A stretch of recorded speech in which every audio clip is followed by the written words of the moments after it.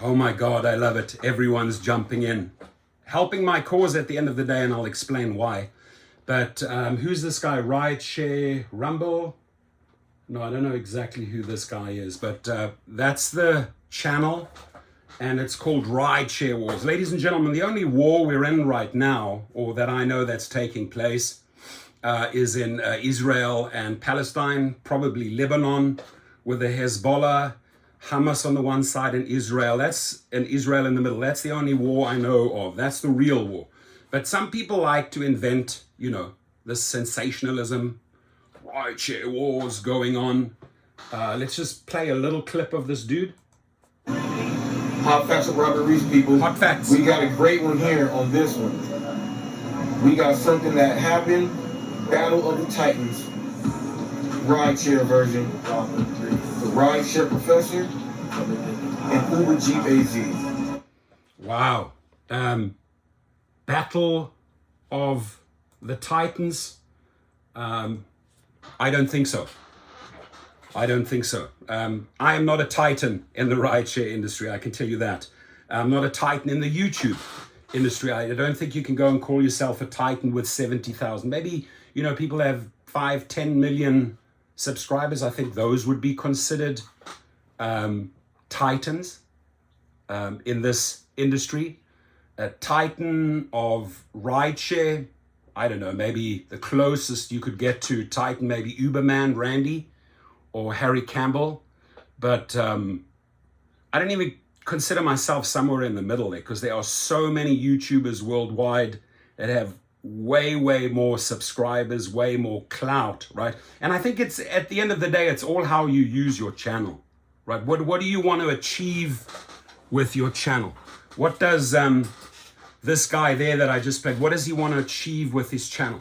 What does Uber Jeff Arizona, Jeep Arizona, I apologize, want to achieve with his channel, right? There's obviously a reason you start a channel.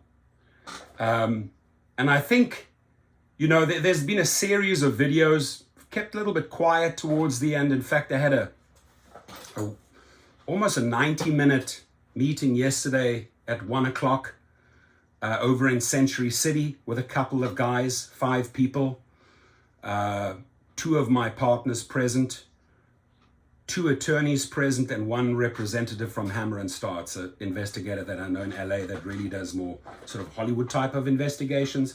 But we huddled together for 90 minutes and many things. We discussed character profiling, possible lawsuits, and I'm saying possible, a whole range of things, right? A whole range of things. And then news traveled like fire over to Jeff, comes out, makes a video. Word has it that, what is it called? By the campfire or something like that. News around the campfire has it that I'm being sued.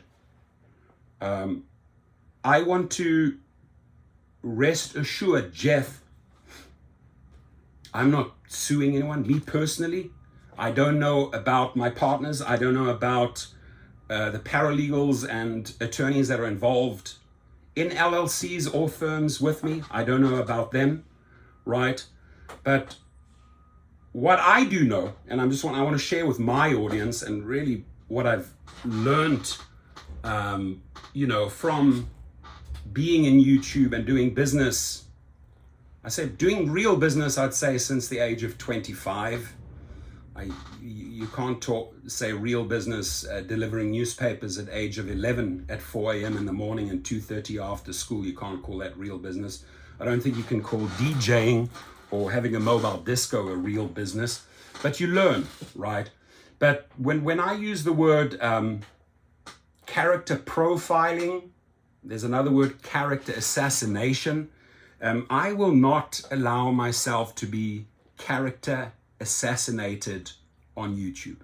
Not by the guy that just played the video, not by Jeff, right?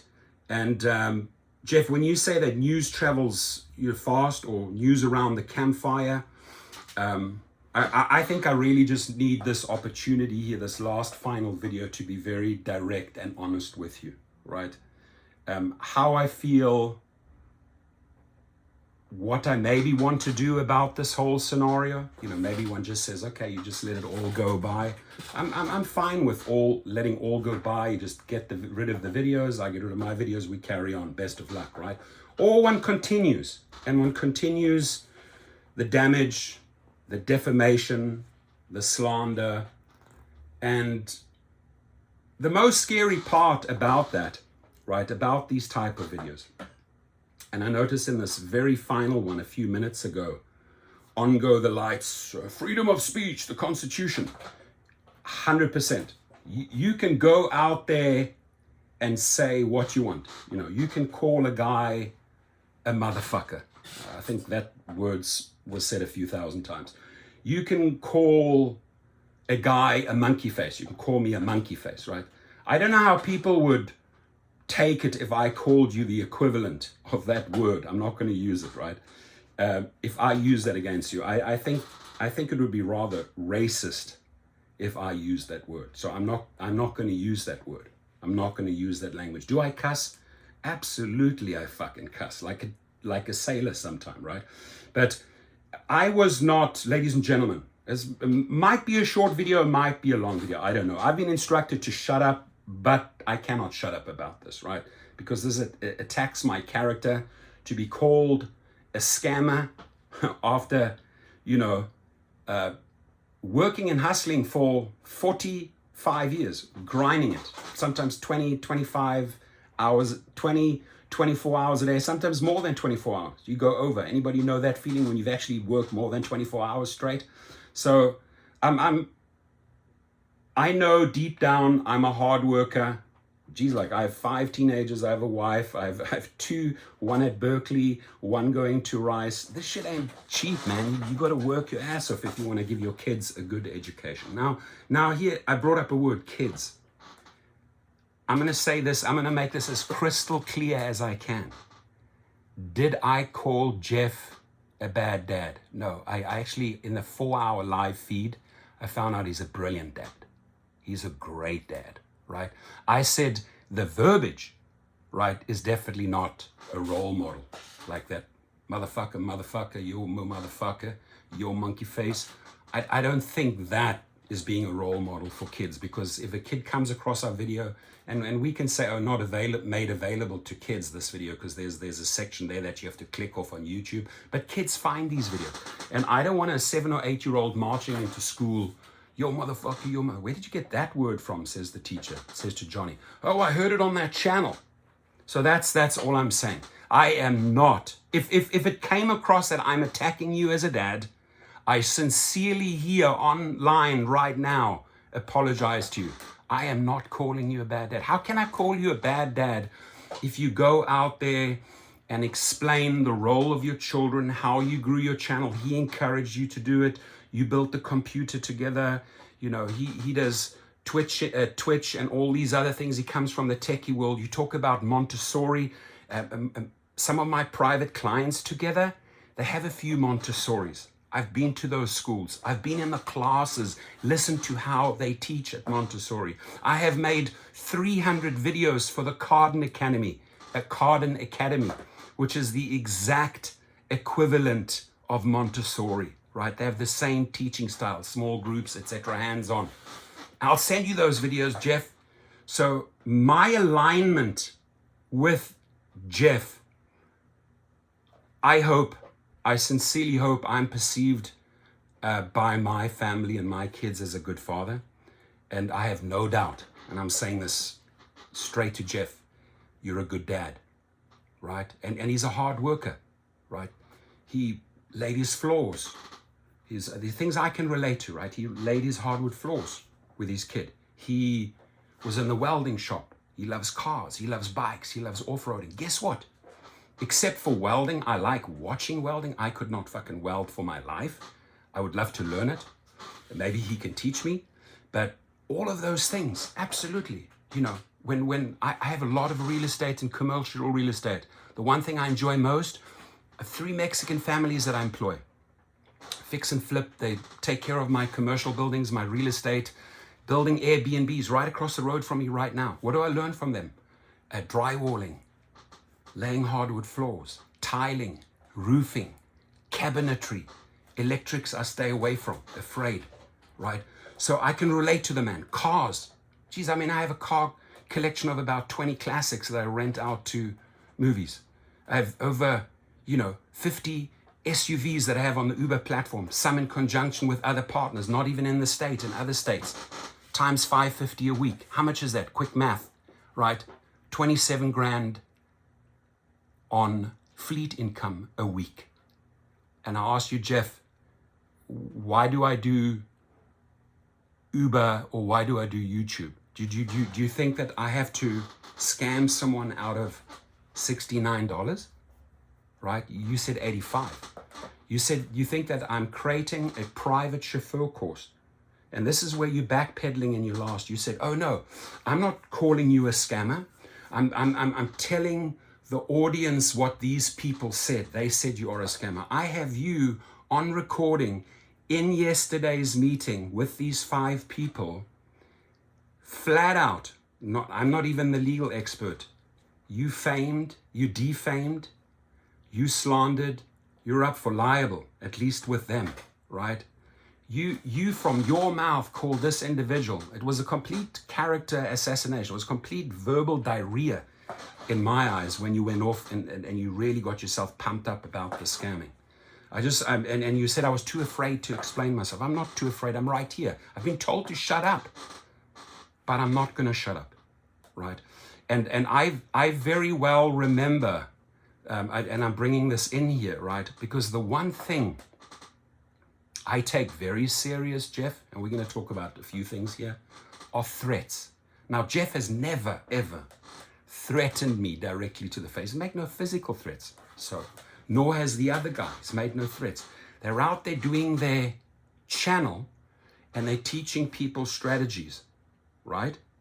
And whether you have 5,000 or 12,000 followers, the more followers you have, the more they believe in your strategy. And what these guys are doing, why would I deny that other guy? I think, that is just sensational. That's clickbaiting what he did, Rideshare war. That's clickbait, right? I don't engage in that.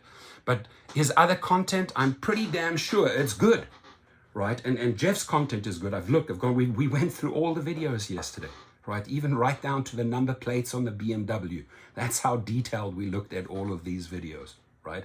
So what I want to say is a threat or a physical threat or a death threat, right? And I've received many of those in the past, especially in South Africa. I've stared death in the face 10 times, lucky to be alive, right? I thank the Lord every day that I'm still alive through all the shootouts and AK-47s and the bullets and the shit that flew where I came from, right?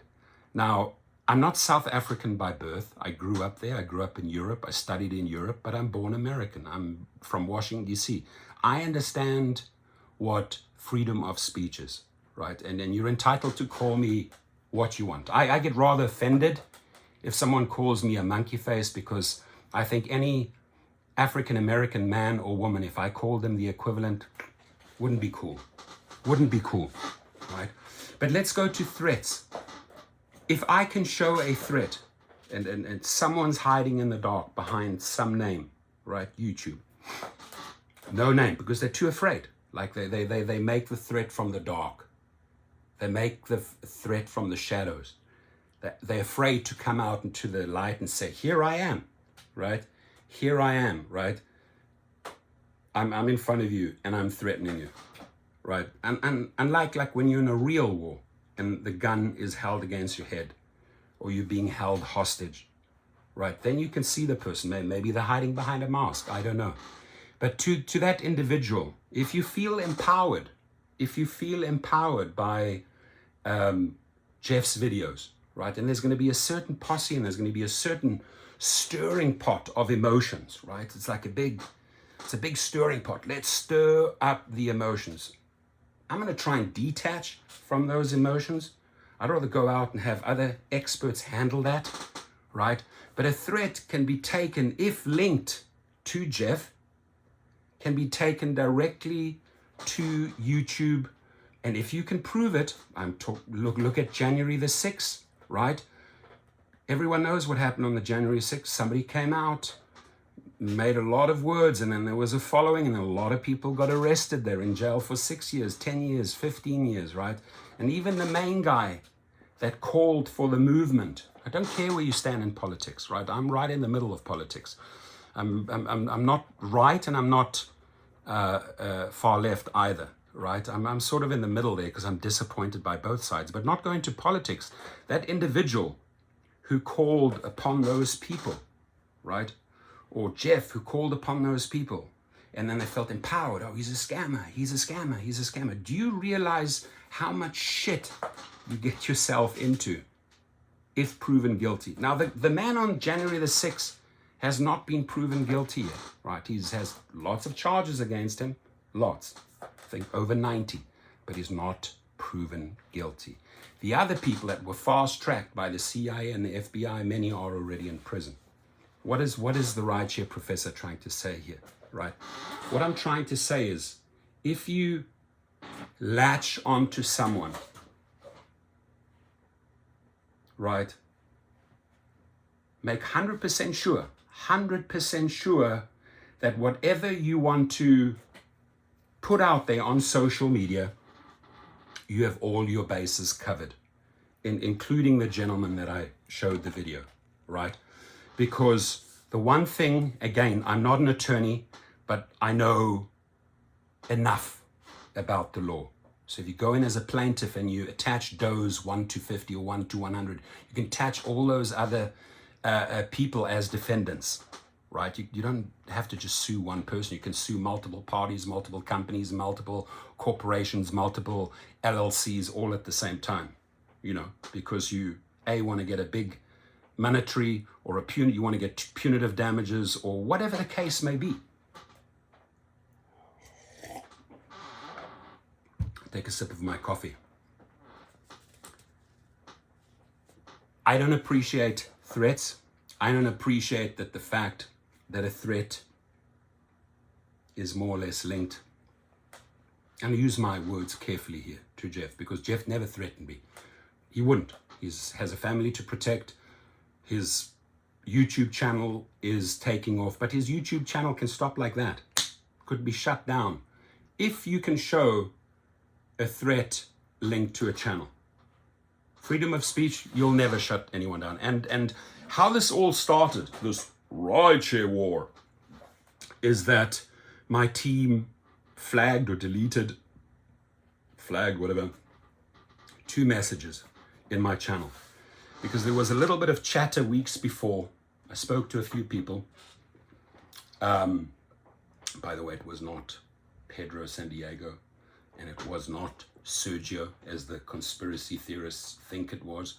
But I said, hey, the person comes in and tries to put one person down to create an advantage, or the person comes in and advertises. Now, Jeff did not come in and advertise.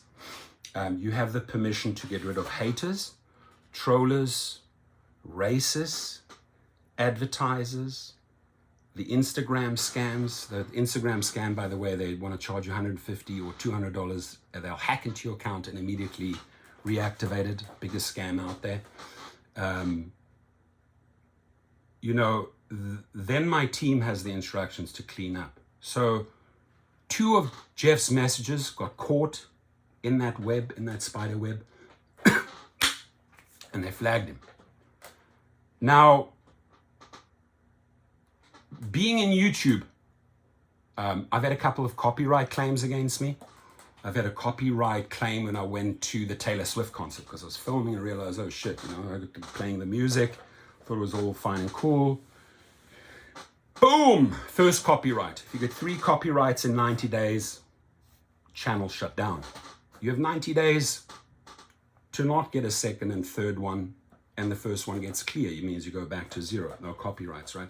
But flagging a Jeff does not get a channel deactivated or kicked off YouTube. That was sincerely not my intention, right? I want you to succeed. I want you to make a lot of money. I want you to enjoy the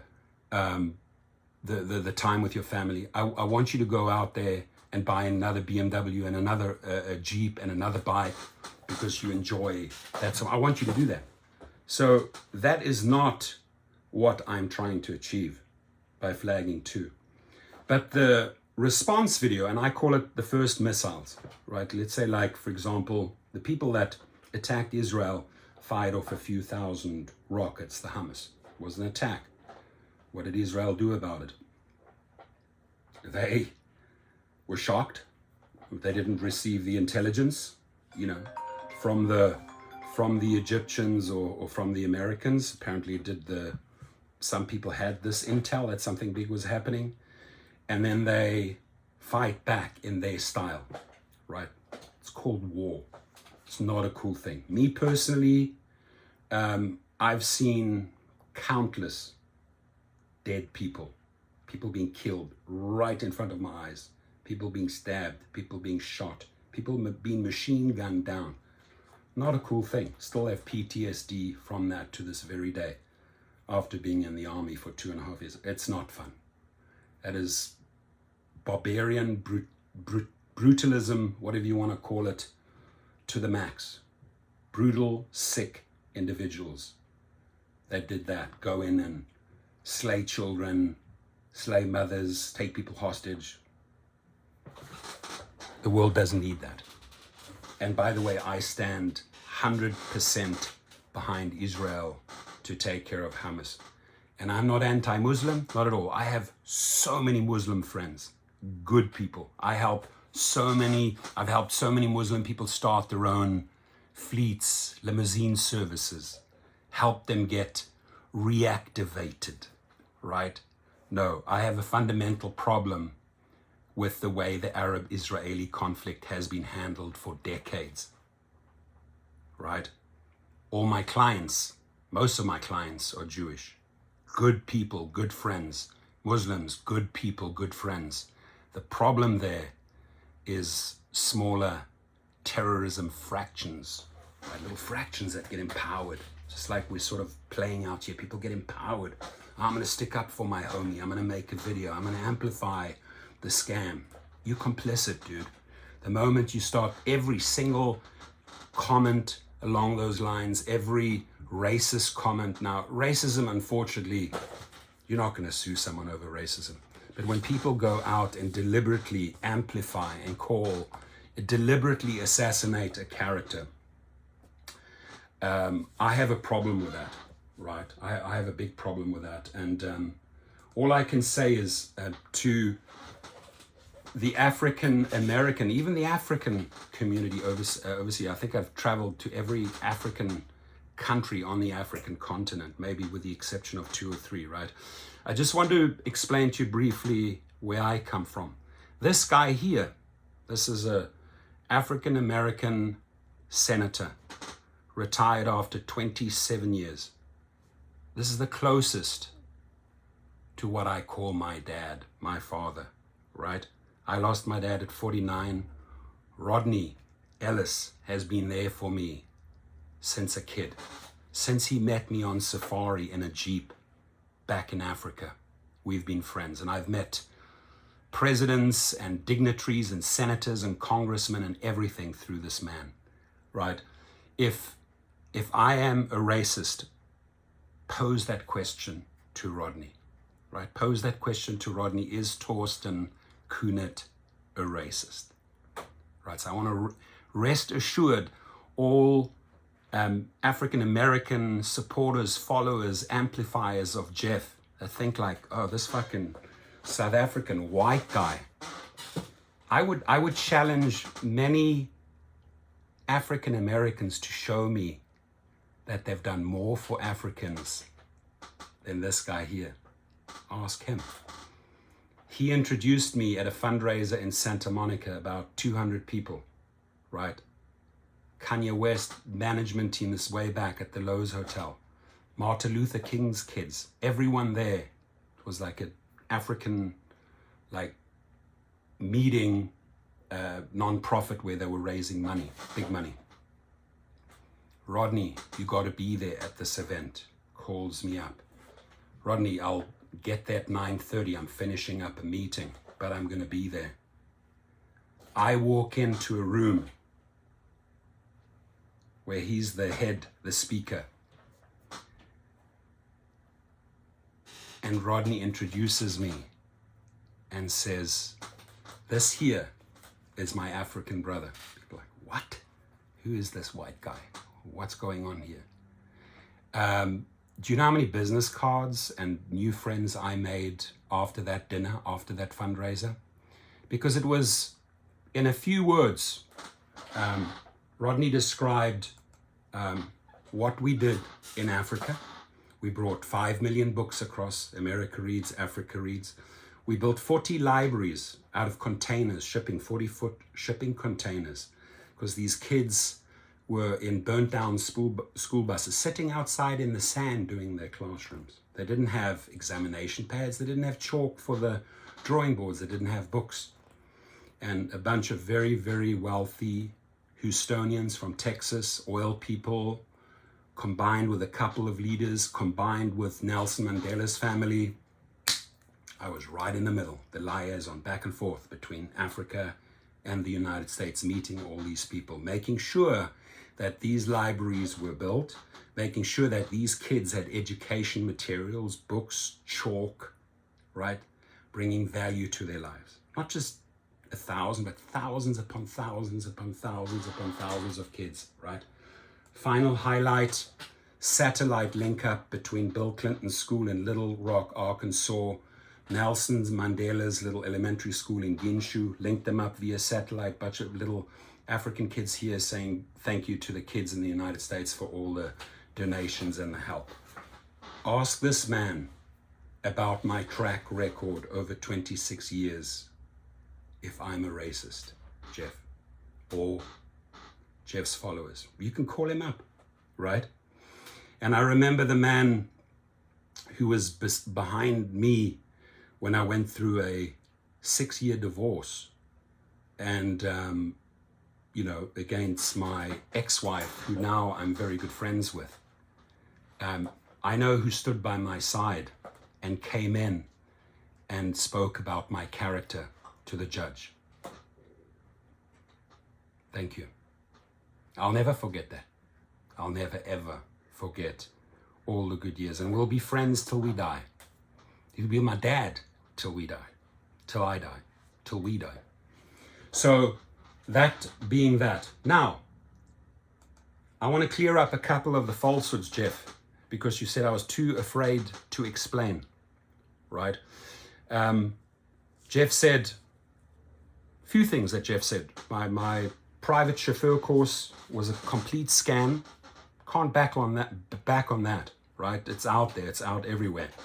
I have 36 months to act on that. That's the part I take personal. The private chauffeur course, I think, is the part I take, and the character assassination is the part that I take the most serious here, calling me a scammer. But I'm gonna give him an opportunity. I think we should have a realistic chat, Jeff and I, and we should put a realistic date, because if you want to continue, I'm going to stop after this, but if you want to continue down this road, I'm going to get involved.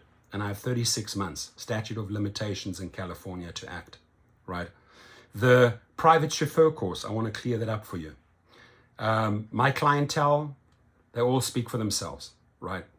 Foo Fighters, Guns N' Roses, tons of Hollywood actors, actresses, CEOs, law firms, firefighters, firefighter captains, NBA players, the Kevin Garnett family, the Pierce family, you name it. You look at, if you can recognize just a few faces here, a few of my clients that have become friends. Dead now, best drummer in the world, Taylor Hawkins, Jamie Foxx, David Hasselhoff, Pierce, and on and on and on. And to those people, to the haters that think, okay, let's amplify, let's keep on calling this guy out here. You don't know, then you really don't know what my channel stands for. Then you really do not know my personality and what I'm trying to achieve with the channel. I'm not the on the ground rideshare strategies looking at surges, helping you make $50 instead of $30. That's not me anymore. That was me several years ago. And then I saw the turn of the company, and I saw how the companies started treating rideshare drivers and food delivery drivers, because investors were saying, we're not seeing profits. We want to see profits. And I'm sure they've always been making a profit because they have all their companies offshore. So never pay taxes, these guys. They all make money. They say, oh, we're not making profits. They're making so much money. And we're doing all the hard work, right? And when it comes to the referrals, the one thing I take serious is somebody like Jeff going out and saying, oh, he says he sued Uber for $900,000, all fucking bullshit. And he sued Lyft and he made the big money and stop. Again, Jeff, you were looking for an explanation. Here it is. See this guy? The first guy's name is Mark Potter. You go and ask Mark Potter, call him up in San Francisco or Orange County or San Diego's offices all over California. You ask him if Torsten Kunert got 6 figures and higher from Uber. Check into my account. Go ask him. I can't talk about the settlement amount. I've signed an agreement with Uber. I have a second lawsuit against Uber because they're still using my face, my name out there in social media, right? I have a lawsuit pending against Lyft for 3.5 years. I've been talking to David Rish's assistant. We've been moving it along. We're now talking numbers, and I will get a settlement. And again, it's going to be over 6 figures, right? So if you figure even the lowest, even if you were to go the lowest of the lowest of the lowest 6 figure, what is that? 99999? No, it'll be 100,000. So if you got 100 grand, and it's higher, by the way, 100 from Uber and 100 from Lyft, that's $200,000. I ask you, Jeff, you've been in this business and YouTube for 3 years. Have you received $200,000 from Uber or Lyft or more? Call him up. I hope that puts referrals to bed, because the difference between my channel and Jeff's channel, there's not much difference in the beginning, talking about strategies, X, Excel, SUV. I've done them all, driven both platforms, done them all. I can only show 3,700 trips. But when things get so unsafe, when there's so many carjackings, so many murders, and the pay is just going down to like cents at the airport at LAX. Who's going to drive for 35, 40 cents? Who's going to drive for 60 cents? I don't. And that's why we have these videos called cherry picking, know your worth, step into your worth. You are an independent contractor. We're going to talk about the advantages at the end of this video. We're going to talk about the advantages and disadvantages of being an independent contractor. We've got to be real here. The money is not what it was.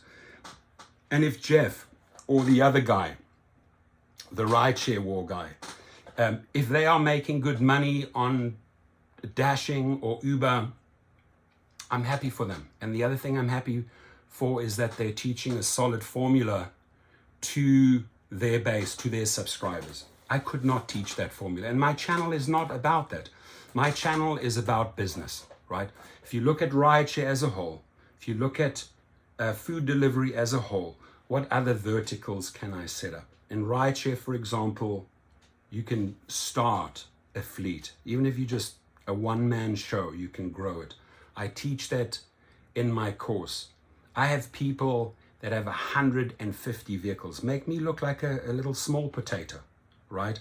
I have people that 5 cars, 10 cars, 15 cars. I get Christmas cards every Christmas. Thank you. Thank you for helping me get into this business. Now, not every rideshare driver is going to become a private driver and have private clients.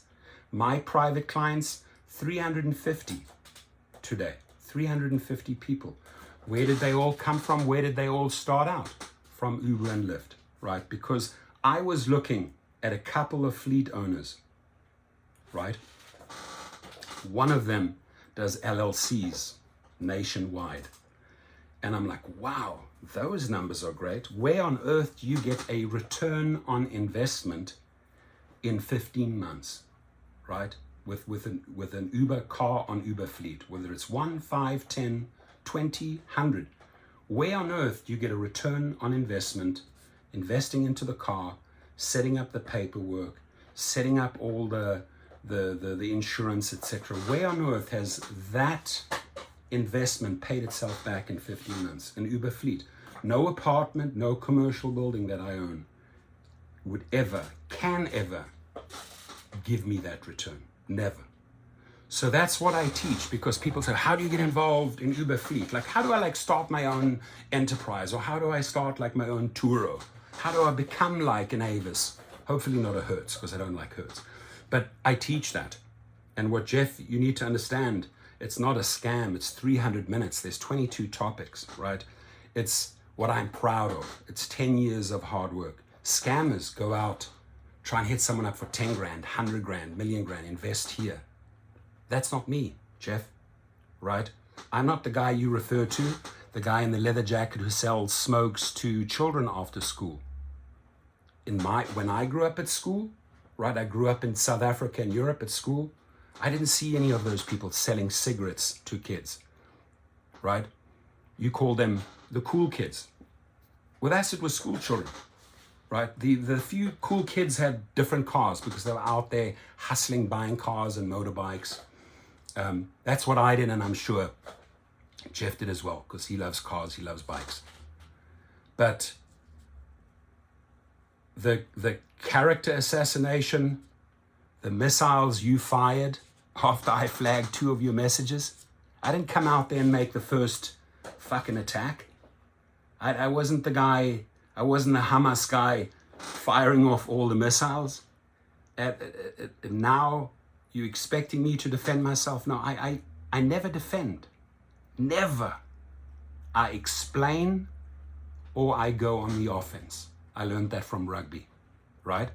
Now, I have no ambition to go on the offense with Jeff. There's a family behind him. He's a good guy, right? And congratulations, you picked up 200, 300 new subscribers. But you're not going to ever, as hard as you try, right? You're going to tear my personality or my character apart. You'll never in a million years achieve that, right? I've worked with the Richard Bransons in the world. I've met the Bill Clintons. I've met governors. I've been at the table with Mr. Bush, right? Both sides of the aisle. I don't just go one side of it. I meet them all the oil boys, all the senators. We have a safari lodge in South Africa. You know what type of people we entertain at the safari lodge in Timbavati, South Africa? People from all over the world, all different colors, races, professionals, stars, you name it. And that's what I was exposed to as a young kid. And a lot of those people are my clients now. People that I went to concert in the 90s that I worshiped, Guns N' Roses, are my clients. People that I saw as teenager in my 20s are my clients. People's movies that I watched are now my clients. I dream big, my friend, very big. Am I afraid? Never. Do I like threats? Jeff didn't make a threat. The other guy didn't make a threat.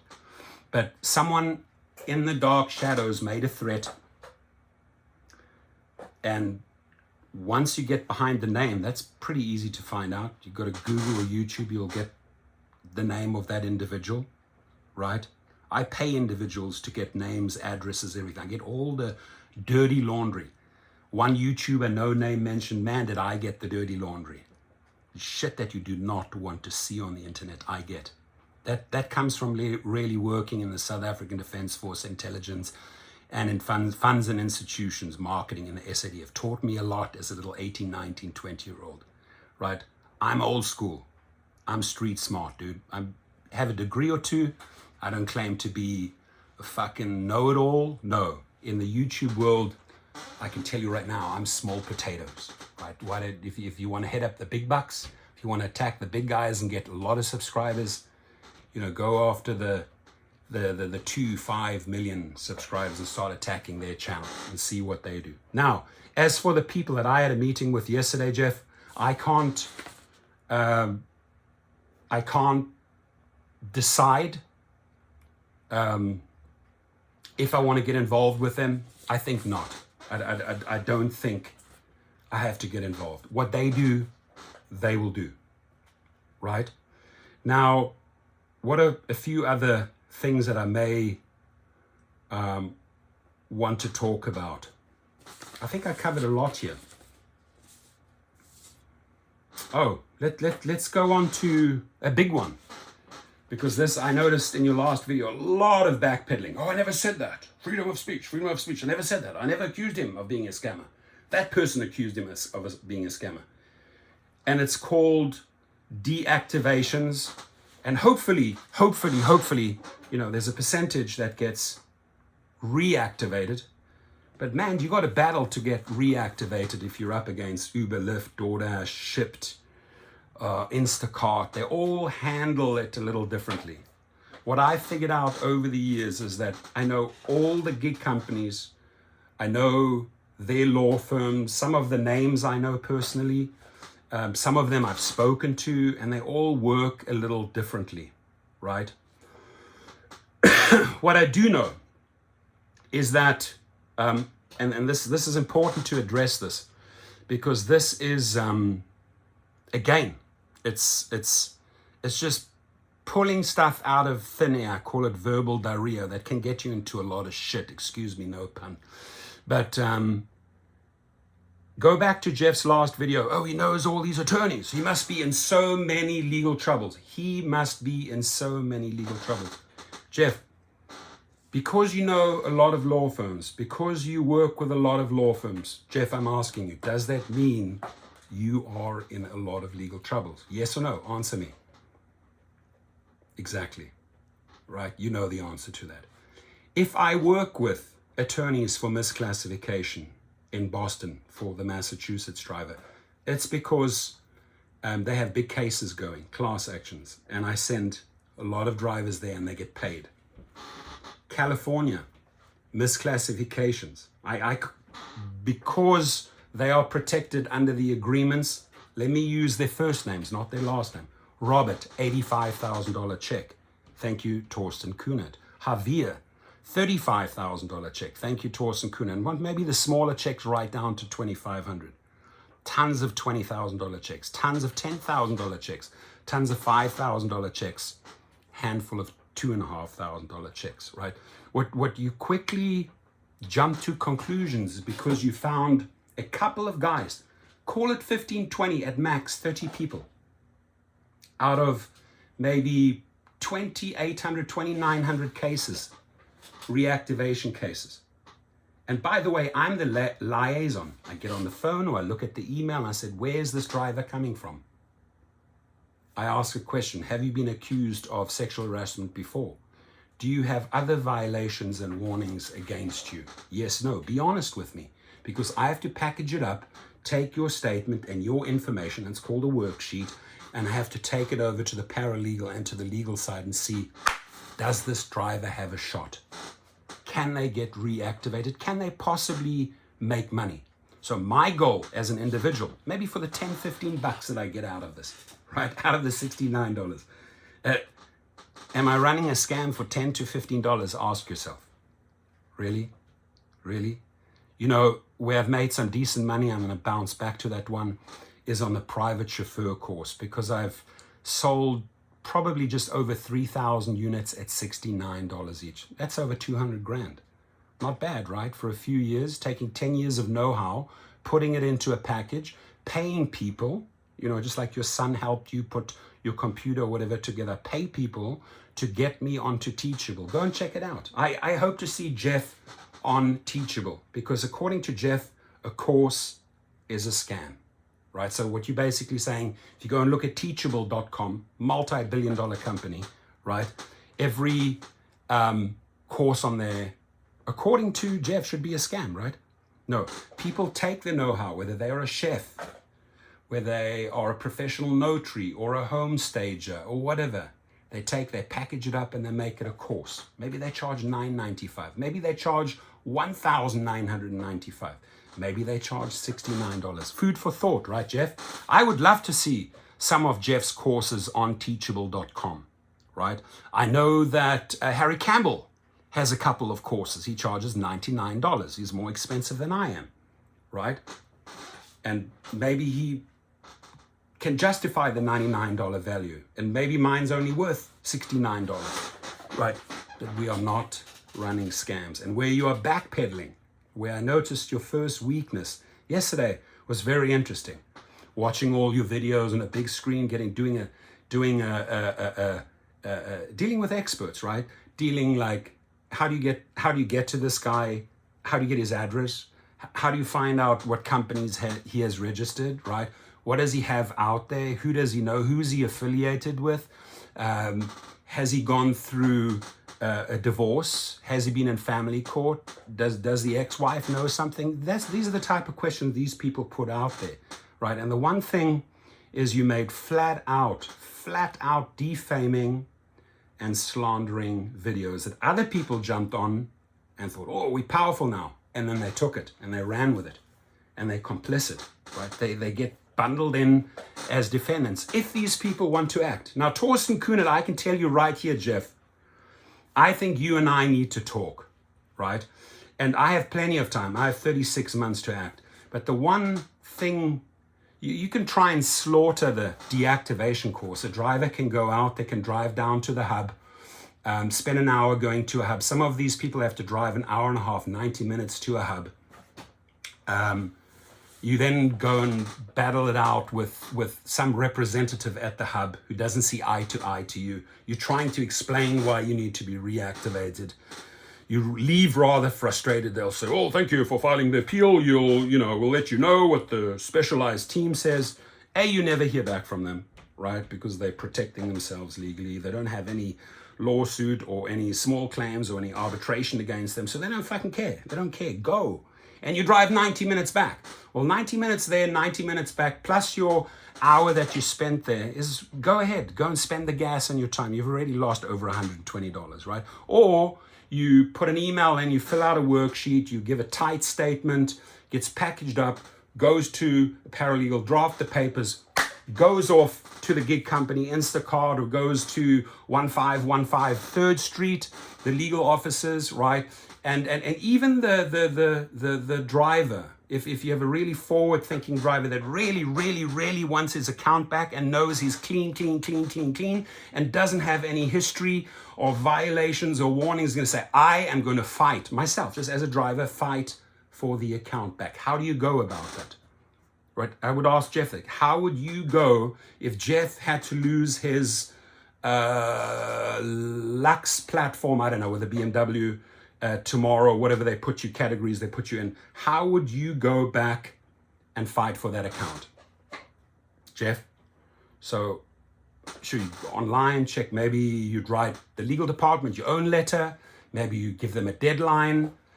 What works, ladies and gentlemen, is telling the company, here's my story.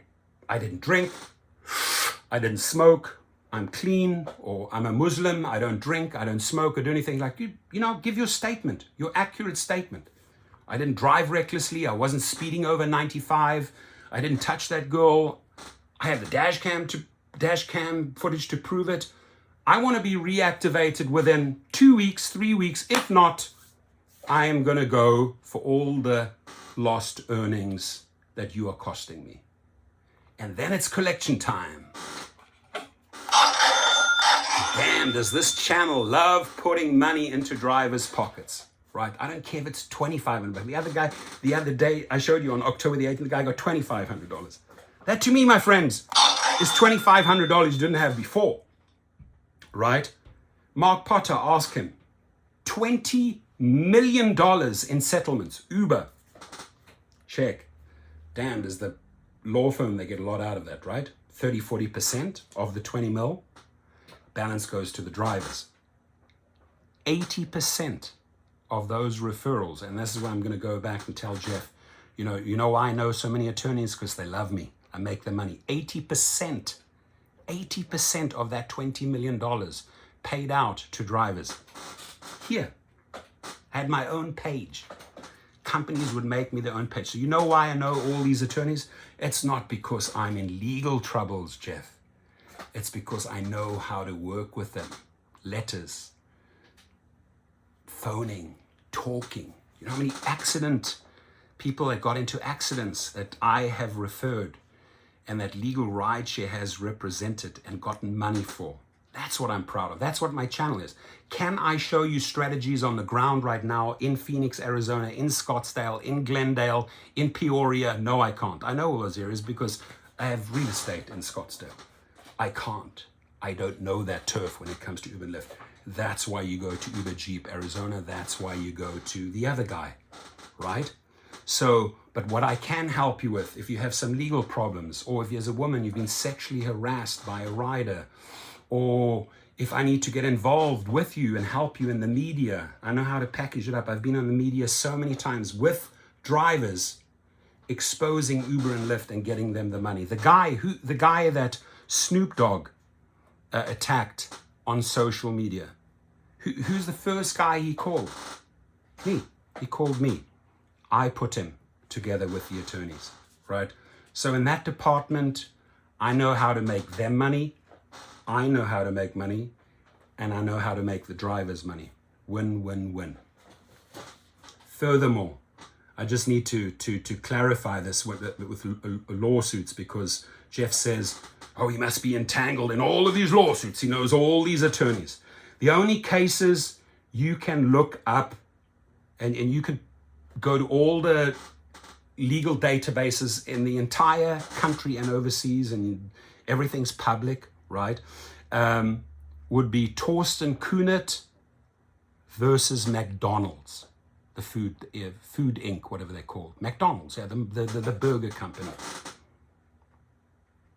I cannot, again, talk about the settlement amount, but over 6 figures, okay? Because I got beaten up by 6 people after a baseball game right outside of McDonald's.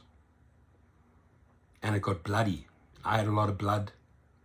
I got beaten with a baseball bat. I fought back. Didn't go to hospital. I had a lot of fucking blue eyes and hitting me with baseball bats, and took the bat away from one guy, clubbed fucking the car up. I went to town. That's when the animal comes out to you. So these 6 guys, 3 were arrested. 3, I think, got away in a Honda. They were arrested. They were part of a gang. Police advised me not to file charges against gang members. I identified the people, but I figured, where was the security? Where were the cameras? Everything was not working. I sued McDonald's. And it wasn't even my intention to sue. I was at a party in Beverly Hills at a big lawyer's house, and I told him the story. He said, what was your settlement? I said, I didn't get any settlement. I didn't sue. He said, welcome to America. I represent you now. And he got me a massive paycheck. The other case you can look up, Torsten Kunert against Time Warner. Time Warner settled, right? Torsten Kunert versus Westside Rentals. Hit them for racketeering and a few other things because they didn't honor agreements. Settled, right? Few little small claims court cases where I went in as an expert witness, or where I helped package up, or where many a times where I bring in my know-how and try to help the paralegals. Okay, maybe you could look in this and this and this angle, because I understand the rideshare world, and try and help them win those cases. Landlord, tenant, helped several people win those cases. Won a few myself, right? Wrongful evictions. When a tenant says you wrongfully evicted them. So my track record is solid there. Am I in any current lawsuits now? No. I fucking hate lawsuits. I went through a 6-year battle in family court. I mean, talking about being undressed and having to really keep your shit together and brawl multiple law firms, right? They sued me in Orange County, in San Bernardino County, in Los Angeles County, because they had property everywhere. Most importantly, they try to take my kids away, right? Which I'm sure Jeff can relate to. If you do, you fight for your kids. So that should tell you a little bit about my character. I don't defend. I'll explain to you, Jeff, who I am, right? Jesus, this is a long video. It's like almost 60 minutes. So I don't know what else we can cover. I've addressed the referrals. I've addressed wrongful deactivations. I've addressed my private chauffeur course, which is 300 minutes strong, right? This one here.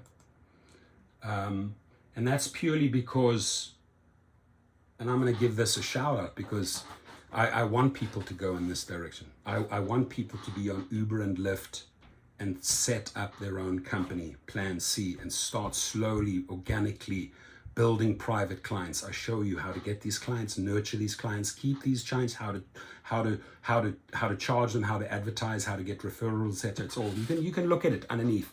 There's 22 topics, right? And it's very, very detailed. And I packaged that up for $69 because what I'm seeing more and more, and why did I develop the course? Because more and more drivers that thought they were 5-star drivers, and just like Jeff, I'm sure he's a 5-star driver, but it'll take one punk. It'll take one arsehole to get in your car. You're off Uber. If Uber shares the information with Lyft, you're off Lyft. If you do not know how to fight back, you've lost both. And I hope and pray you have Plan C in place. That is Plan C. That is why my niche channel does so well, because I've sold this thing 3,000 plus times over. And not one single refund to date. Not one single one. And what I do after the course is I go on they only get a 30-minute call and we go over their questions. Are there any questions? Is there anything you'd like to know? And that's it. I don't hold their hand afterwards, because if I'm holding their hands and they're emailing me every 3 weeks and they want, oh, you're not helping me, you're not helping. That's a guy who's too afraid to take the next step, too afraid to take a risk. Then it's not for you. I know 10, 15 people that wanted to do it, but were too afraid. And they kept on coming back, and I can see the excuses in their head. But what about this? And I'm not so sure about if I go to the auction and what if they want to charge 12,000 instead of 10,000? You're not ready for this business, right? So that's that one. As far as deactivations go, I mean, maybe we've done like 7,500 refunded the money. I don't get a hard on over $15. I don't know if the other attorneys get a hard on over the other $50. I don't think they honestly need it. It's just trying to get the people back behind the wheel, and hopefully they can keep their income going, right? That's really my goal here. But I've been told by Jeff personally that I'm out there scamming people. You find a few sympathizers, dude. You found a few people that got deactivated. Probably they should be deactivated, right? And they found asylum. They found refuge in your channel. And they feel very powerful because Jeff amplified their voice and said, oh, this and this and this driver calls you a scammer. And yes, I call you a scammer. You're a scammer. And then all the other posse latched on and called me a scammer. Waste of my time. Yeah, I'm going to lose some money. But I'm going to keep on doing what I'm doing. You're not going to hold me back. You're not going to hold me back from driving these people. You're not going to hold me back from selling this course all around the world. Cape Town, London, Vancouver, Toronto. My clients are everywhere, right? Some people have come to me and said, can we translate this into Spanish? I have people now translating this course into Spanish, right? I have a guy in Miami who, very well-spoken guy, very good representative of the Florida, Miami rideshare community who's going to get 50% of the sales because he's going to make the course in Spanish.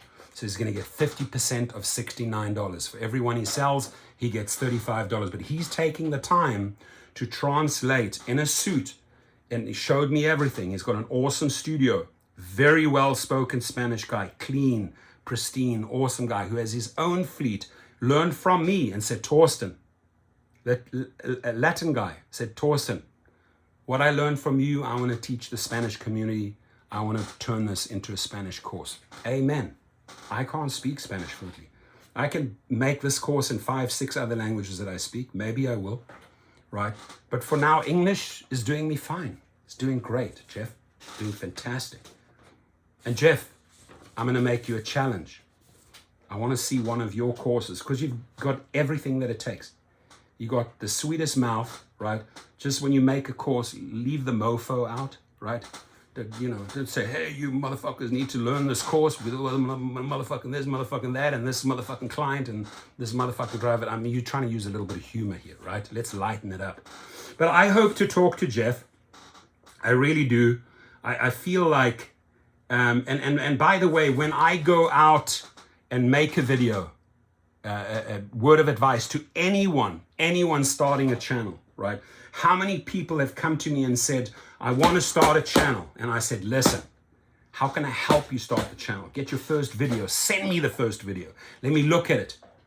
Maybe there's some changes. Maybe I can give you some advice, right? Green light, go. Give them a shout. Go into my channel and see how many YouTubers I've given a shout out and helped out, including Jeff, including multiple shout outs. That's why I was rather surprised that after my team flagged him on 2 messages, and you will not lose your YouTube channel over 2 messages. You may lose your channel over threats, which you didn't make, but some of your affiliates there, some of your posse made threats. But that being said, you need to get your own channel going, and more importantly, Jeff, you need to get your own courses going on teachable.com. If you want an introduction and help you package Jeff, whatever brand up onto Teachable, I've got the guy. My gift to you. I want to see you on Teachable, because he thinks it's a scam, but it's a massive, massive, clean money-making machine. That's why Teachable is worth billions of dollars. You think Teachable is out there representing all of these scams? No, they're not. They're a very, very successful online company, right? And very much like Teachable, probably one of the best business deals I ever did. And you know what? Sometimes we have to have luck. Right? And this deal came to me, and I want to talk about it briefly because, sometimes we do need a little bit of luck, right? We don't need trashy videos to get 300 subscribers. Where are we going to go with that, right? That's not what it's about. But I bought a domain once. I was in an auction, and then I was in the final 2 of the auction. I was in the final 2 people of that auction. And the dude in Canada that I was up against, I had a set price that I was willing to pay, right? They snoozed. And we picked up a domain for, I kid you not, handshake.com. Handshake, the word, handshake.com. That word is universal, known in every country, every language, handshake, right? You go to Japan, whether you go to Germany, whether you go to England, handshake. I had handshake.com for sweet $5,000, right? Sold it for high 6 figures, right? High 6 figures. And I got a percentage in the company because I knew what I was sitting on. Made a shitload of money. So was that a scam? Is Handshake, I don't know where they are today. They sold. I made my money. I got paid out. I'll tell you about a rideshare scam if you want to know one. It was called Trip, TRYP. Where is the founder of Trip that started the scamming all these people, getting these people in Miami to scam other people, and everybody latched on scamming other people? Trip, they're nowhere. They're dead. They're over. In fact, the owner who started it is dead. Wasn't killed. I think he died of cancer, right? McNulty was his name. And his son, same type. Yeah, those are the people you may want to look at, right? Because they sold a fucking pipe dream, just like these people trying to sell $10,000 investments through Facebook or these Instagram scams. So you cannot and will not assassinate my character. I'm just as much alpha male as Jeff, just as much as a sportsman as Jeff, just as much an awesome dad as Jeff, just as much a hard hustler like Jeff. I'm just as much tried out everything like Jeff. I have dibbled and dabbled and made some stupid legal mistakes in the past that came and bit me big time in the ass, and I learned from that. And that's why I wisened up in the legal department. That's why I know so many attorneys. I know how to make attorneys money. I know how to make drivers money, right? That's what my channel is about. And just, Jeff, going back to your last video, I kindly asked you to take them all down, because I think in the long run, those three dollar value are just going to get you in more and more trouble, right? And yes, I have responded to you, right? I don't think I've called you any names. Maybe it's a cultural thing. You know, just as much as you don't want to be called that. Calling me a monkey face and a motherfucker. For me, where I come from, you call me a motherfucker, it means I fuck with my mother, right? So you're attacking my mother, my family. It's cultural, right? Doesn't happen. If Jeff, as an African American, walked in Africa, walked into South Africa, and I would take Jeff into the townships, into the slums. If he blindfold me, I know the streets, right? Used to have bodyguards, bulletproof cars go in there. I had thousands of vending machines. And if I introduced you to a couple of people and you had a couple of drinks and you turned around and you told one of those Africans, you're a motherfucker. You told that to one of your people. You'd be stabbed and shot on the spot, no questions asked, or 2 or 3 days later. Your whole family. I know, dude, that's where I grew up. So I don't like being called that. I rather react to names, because you're insulting my family, insulting me. And if I use that name in any video out there, I would be called and branded the biggest racist ever, right? No bueno, not cool, my friend. All right, so I think that's it, huh? Conclusion.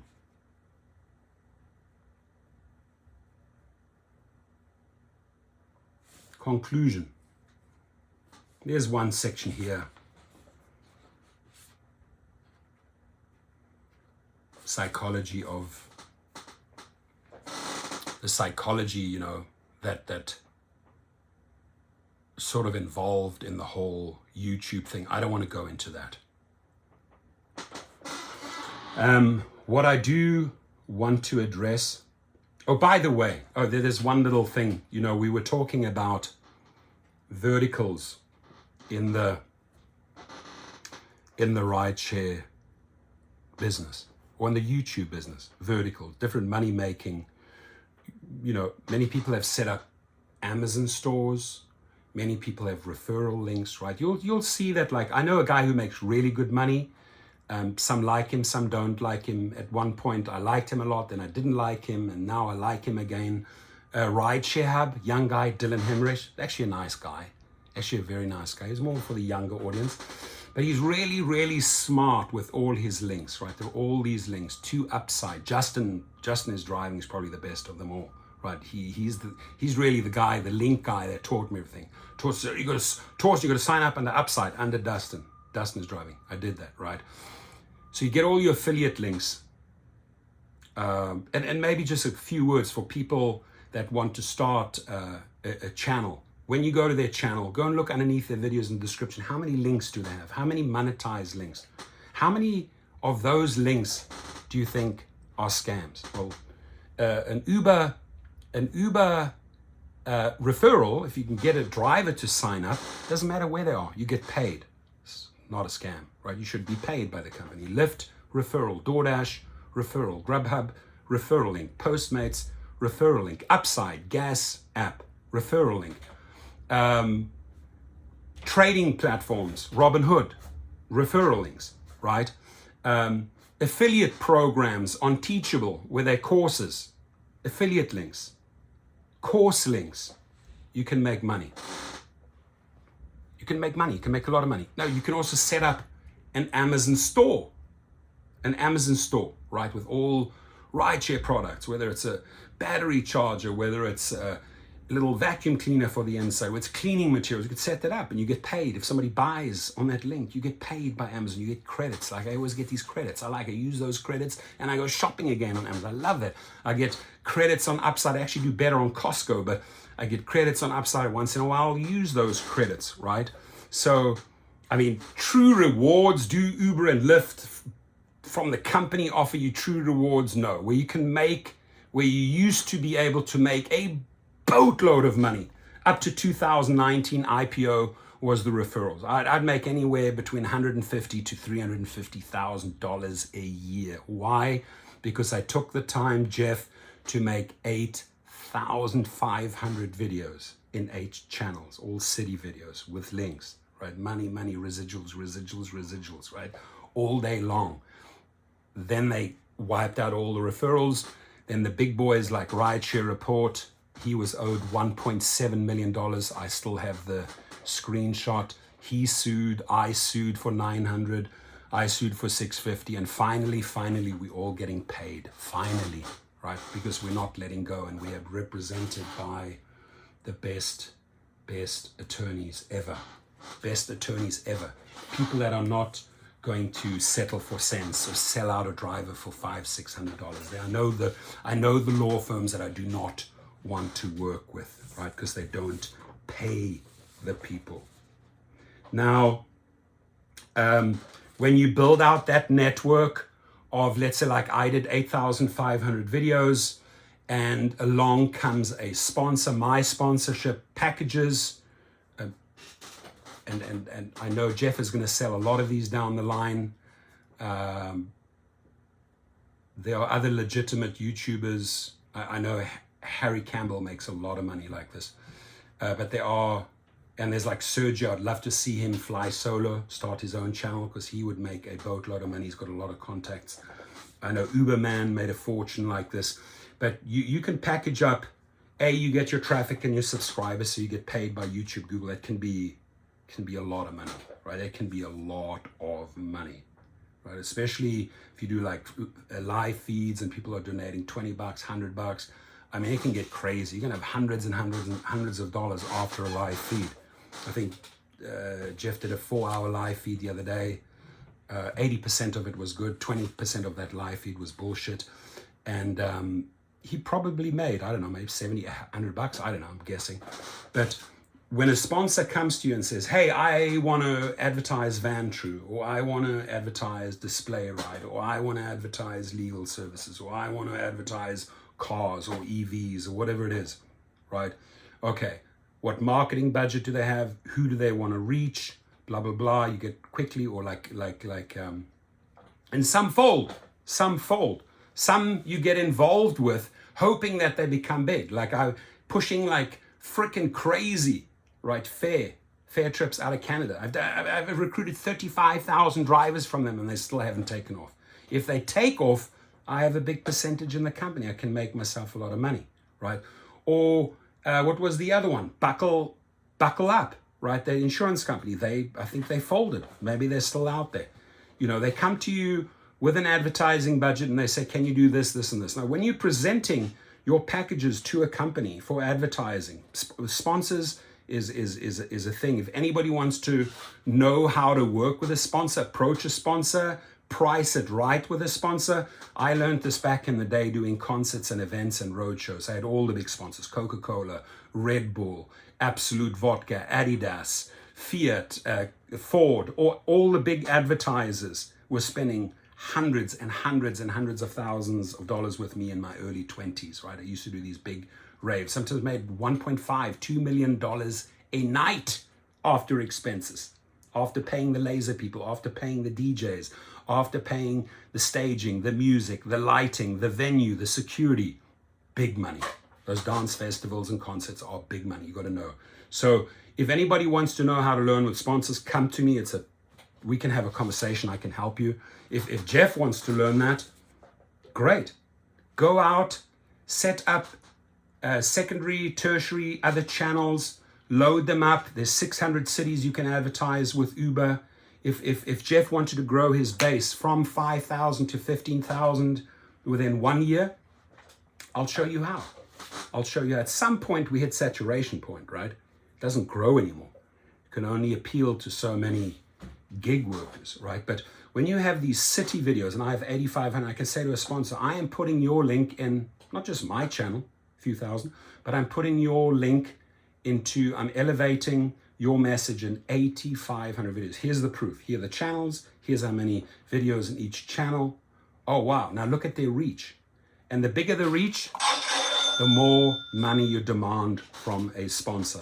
I teach that in one of my courses, because that's really how I made the big money and became probably in the top 5 worldwide Uber and Lyft referrers, right? And I was referring a couple of other food delivery companies as well. Well, money was trickling in there, but the big checks came from Uber and Lyft. Every week. Every single week, the checks came rolling in. $1,000 New York, $1,000 for a San Francisco referral, $500 for a San Diego referral, $150 for a Palm Springs referral, $50 for a Bakersfield referral, $700 for an LA referral, Orlando referrals, Miami referrals, Salt Lake. The checks were just coming in everywhere. 2019, in comes Dara Khosrowshahi, wipes off all the dollars off the sheets, off the balance sheet. We don't owe anybody marketing dollars. No, you owed millions upon millions, upon millions, upon millions, upon millions. If not, probably 150, 200 million they owed in referrals to people that were in the pipeline. They just wiped them out.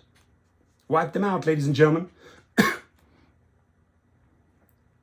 Out of those few $100 million, I don't know how many people collected. I've collected one big check, and I'm about to celebrate the second check. And when the second check hits the account, all we're going to do is we're going to open up a bottle of champagne. We're not going to talk about the dollar amounts. We're going to celebrate, right?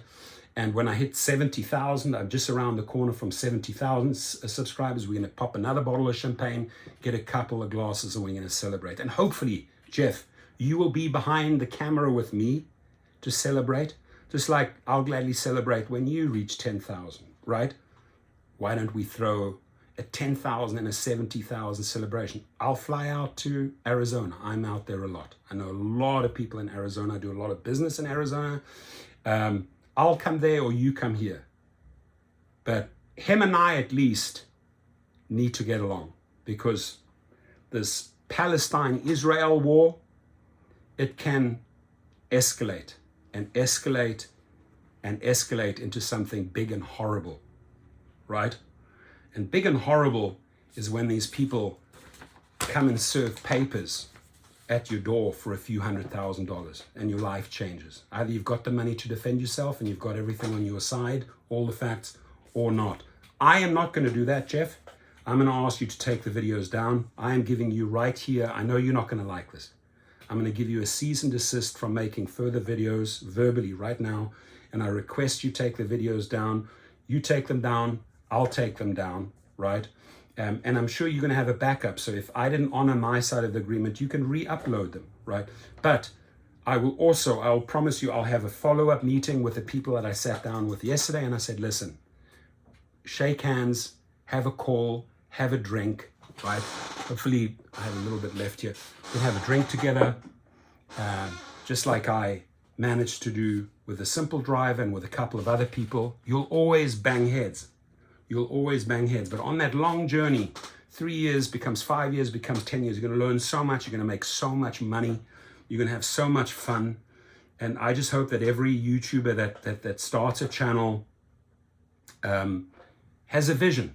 What do I want to achieve with my video? And I know, Jeff, you went after Pedro San Diego big time. I don't know if those people...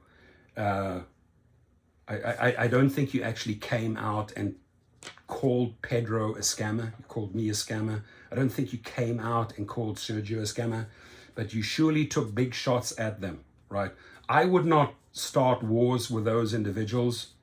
I took a couple of cheap shots at a guy right in the beginning when I started out, and I learned my lesson and I apologized. And I know that apologizing is not in Jeff's vocabulary, because he's a big guy. He's up there in age with me as well. Calls me an old man at 55, but he's 50 as well. But egos aside, alpha aside, we can take a positive step in the right direction, right? We can use our channel for good. We can enjoy our families, right? We can provide for our families. We can influence and help thousands upon thousands, hundreds of thousands of people out there. We can change their lives. And I tell you, for me, just going to leave it at this, my private chauffeur course has changed people's lives. People that were in the rut, in the hamster wheel, right? They were in the hamster wheel, stuck. And then they went out and just became a one-man operation or a 10-car operation, right? The income is day and night. On Sunday, football, SoFi Stadium, I enjoyed in one of those luxury suites. Client is a billionaire. I got paid for the day. I did another trip in the morning at 2 at night. That ended up being a $1,600 day. Plus I had endless sushi, the greatest German sauerkraut, and bratwurst I could have ever asked for, right? I do love my German food. That's the German inside of me. My parents are German, so I carry the German passport, the South African passport, and born in the USA, I carry the American passport. I have 3 passports. Why? Because the dad was a politician, was involved in politics. Because I'm a German, does that make me a Nazi? No. Because I'm a white South African, does that make me a racist? No. Because I'm American, does that make me whatever? No. This is who I am, my friends. I know who I am, and I'm 100% sure Jeff knows who he is. Just however, sometimes loose lips sink ships and can get you into a shitload of trouble. And especially when you have like a following, right? When you develop a following, it's like some people in the wrong way, like a cult. Let's say you have cult leaders and then it all goes south. No, YouTube is not a cult. YouTube, you put out your videos and the people either subscribe or unsubscribe. And, best of luck to everyone. There are some, I subscribe maybe to 100 channels. There are a few channels I will visit every single day, and they have millions upon millions of subscribers. I don't think that any YouTuber in the gig world has over 300,000 or 400,000 or 500,000 subscribers. Could be wrong. So you'd have to go into travel or cars or hotels or politics or something, or unpacking presents or doing the whole unpacking thing. And yeah, you stand to make millions and millions. Do you stand to make millions and millions of dollars and get millions and millions of subscribers? I don't know if I want to do that. I don't think so. I'm just going to keep on going with this hobby, see how long it goes, see how long it takes until autonomous vehicles and robo-taxis replace humans. Maybe that's when I have to end. I will certainly not make a video supporting Waymo and Cruise. In fact, I missed the opportunity to join in Venice, California this morning because there was a big gathering in the media and a strike against robo-taxis down in Venice and Google at the Google headquarters. I missed that. I wish I was there. Right, so I will stick to what I know, and that events, concerts, Airbnbs, real estate, commercial real estate, couple of .coms partnerships, fleets are fantastic, courses are amazing, and then just having fun and talking and meeting people. I've met the most amazing people through YouTube. We've sat huddled at tables, pizzas, drinks. I've met people one-on-one. Constantly have people at the airport. Hey, Roger, Professor, how are you doing? How are you doing? Invite them for a coffee, invite them for an in and out. Maybe there's a couple of drivers out there that have done that with me, right? That's who I am. I love networking. So, you know, meeting people in Vegas, going out there, meeting drivers in Vegas. I think I filmed over 270 hotels in Vegas. So a huge following in Vegas. In South Africa, when I was in Europe, I did 11 countries last year. I spoke to countless food delivery drivers and rideshare drivers, and many knew the channel. They follow American channels. They haven't started their own, but they know you. I've had police officers, a car with police officers pull me over, and I thought, fuck, I'm getting a fine. What did I do wrong? And they said, hey, dude, are you the rideshare professor? I'm like, yeah, what did I do wrong, officer? And he goes, no, we love your channel. We love your message. It's a cop, LAPD. So let's keep it real, man. Let's keep it real. Let's refrain from words like rideshare wars. Even the other guy, I want to meet him. I just started looking at some of his videos on the channel. I like it. I never knew of the guy before, but I'd want to meet him. What is this guy here? I want to meet this guy. Now, this is what I promised. Let's end off with this. We wrap it up. Advantages and disadvantages of being an independent contractor. Wow, at 1 hour 30. You know what? It's good. It's good to talk. It's good to get it out of you. It's good to share, and it's hopefully for me, it's good to try and connect with Jeff and this other guy, and maybe other people. However, a little disclaimer here: the person that made the threat, I won't meet with you. I'll deal with you, but I won't meet with you. Unless you want to come out of the shadows in the dark, call me up. You have my number, 480-393-6318, and we can meet man to man, mano to man, right? So the pros of being an independent contractor generally relate to the greater freedom they enjoy. Are those freedoms becoming less and less because of the pay? I think so. Mileage rates, minute rates are going down. I do believe that 5 years ago we had greater freedoms and more enjoyment out of rideshare. I don't think that the extra hours you have to put in now to make up that deficit because you want to hit that $1,000 mark each week, right? I don't think that brings joy. It's extra grinding, extra hustling, extra hours, extra miles, extra gas. You get it, right? So they can set their hours, pursue work they love, and decide what work they will and will not accept. This, my friends, is a big one. This is a big one. They can set their hours. This is what an independent contractor should do, right? They can set their hours, pursue the work they love, and decide, here's the big one, and decide what work they will and will not accept. This brings me back to wrongful deactivations. Uber and Lyft, you cannot deactivate a driver because he's cherry picking. You cannot deactivate a driver because he decides to not accept, not work for, not transport people at an airport, whether it's New York, JFK, or LAX, or Vegas, doesn't matter. If the driver decides, I am not taking this trip because it's not paying me, or I don't want to go there, or I don't want to go there, you cannot deactivate them over that, right? They are an independent contractor. You fought long and hard in California to brand them an independent contractor. You fought long and hard in other states to brand them an independent contractor. Start treating them like independent contractors.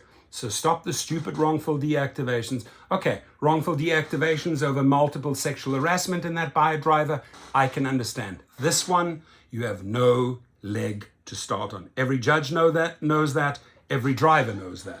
So those who can work from home may have some money on transportation and the wardrobe needed to work in an office. That's not really us. They may also get the home office tax deduction that allows them to deduct the business portion of their bills for such things as insurance, rent, repairs, security systems, utilities, and service. If you are doing a combination of rideshare, you know how to write that off. You can do the mileage write-off, you have your expenses, blah, blah. If you want to combine, let's say YouTube and rideshare, right? Or YouTube and private trips and set up your own LLC. You have so many other write-offs, right? So many other write-offs. Sometimes, depending on the income, depending on how much money is coming in, it's really worthwhile getting an accountant or a CPA. And Jeff's an accountant. Jeff, you could start up a channel. You know what you could actually do? You could reach out to Alex, right? They have a service. They're setting up accounting services for rideshare drivers. It's a subscription-based thing, you know. They probably do next to legal. What's that legal channel? Legal. What's it? Legal Rocket or something like that. Well, they call Business Rocket, and I think the second or third is highest LLC registrations in the country. So it's a multi-million-dollar company. Hit him up. Good friend. The CEO is a good friend of mine. So, you know, maybe you could set up a course. There we go. Set up an accounting course on how to do your accounting for rideshare drivers. He has the expertise. He's a registered accountant, right? And in tax season right now, all the CPAs were so stressed. I was driving them. I don't know, maybe Jeff was doing rideshare, maybe he was doing account, but he is a registered accountant, and I think a course of accounting for drivers would be great. They have complete control over building their business from hiring and firing to choosing clients. They have complete control over building their business from hiring and firing to choosing clients. That's what an independent contractor should have. A rideshare driver, food delivery driver does not enjoy those qualities. A private driver with his own LLC can choose his clients, hire more drivers, build the company, scale the company, downsize, upsize. But I don't think this here is correct when it comes to, this is the correct version of an independent contractor, but an independent contractor, rideshare driver, food delivery driver cannot do that. So unlike employees who have a set annual salary, there's no limit on how much money they can earn. With rideshare, I think there's a limit you can earn. Finally, they can enjoy a sense of pride and accomplishment in building a successful business enterprise that belongs to no one but them. This is a beautiful statement here, ladies and gentlemen. Finally, they can enjoy a sense of pride and accomplishment in building a successful business enterprise that belongs to one but them. There's several things I tried out since an 11-year-old. There's certain things were just not me. I just did not enjoy them, right? Like somebody said, go, come in and do this MLM. Tried it out, was not me. Somebody said, oh, come and sell insurance in Germany. Was not me, right? But the businesses that I've done, including, for example, the private chauffeur course, working with all these attorneys, I enjoy that. YouTube, I enjoy that. It's a hobby.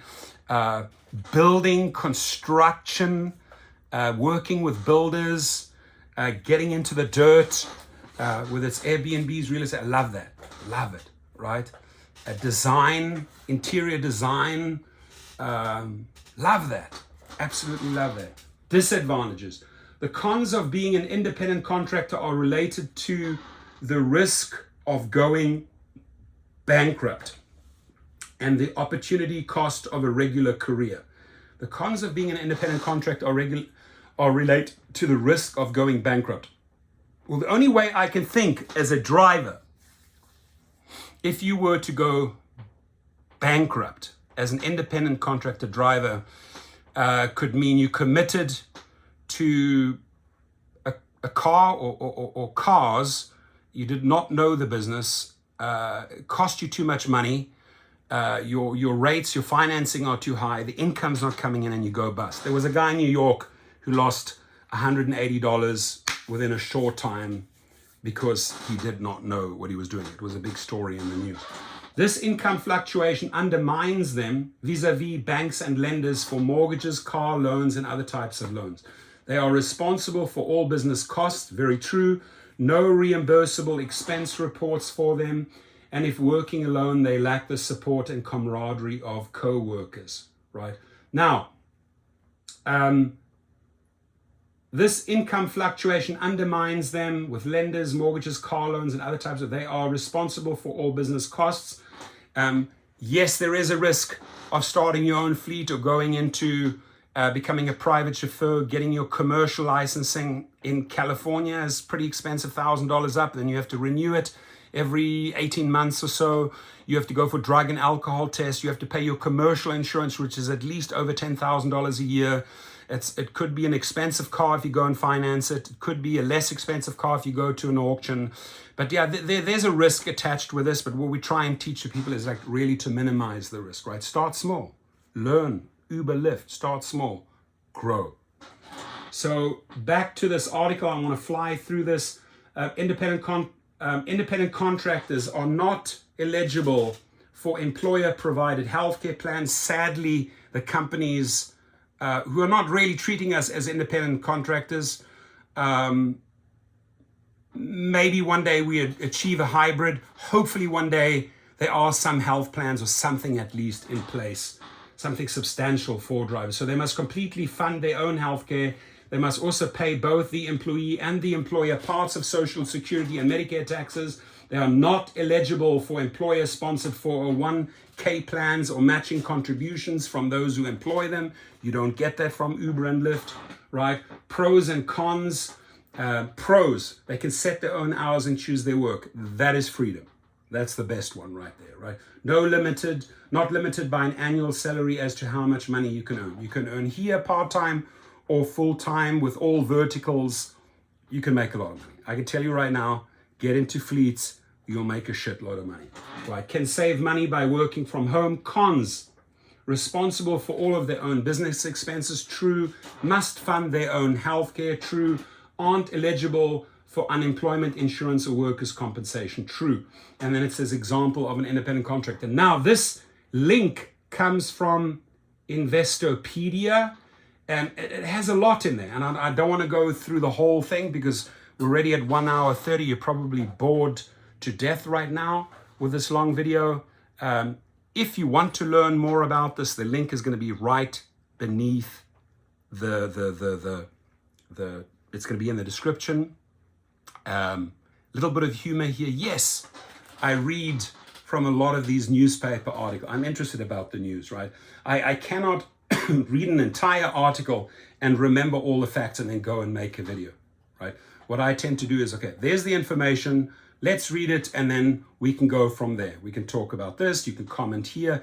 And I love comments. So if you want to build, right? If you want to build on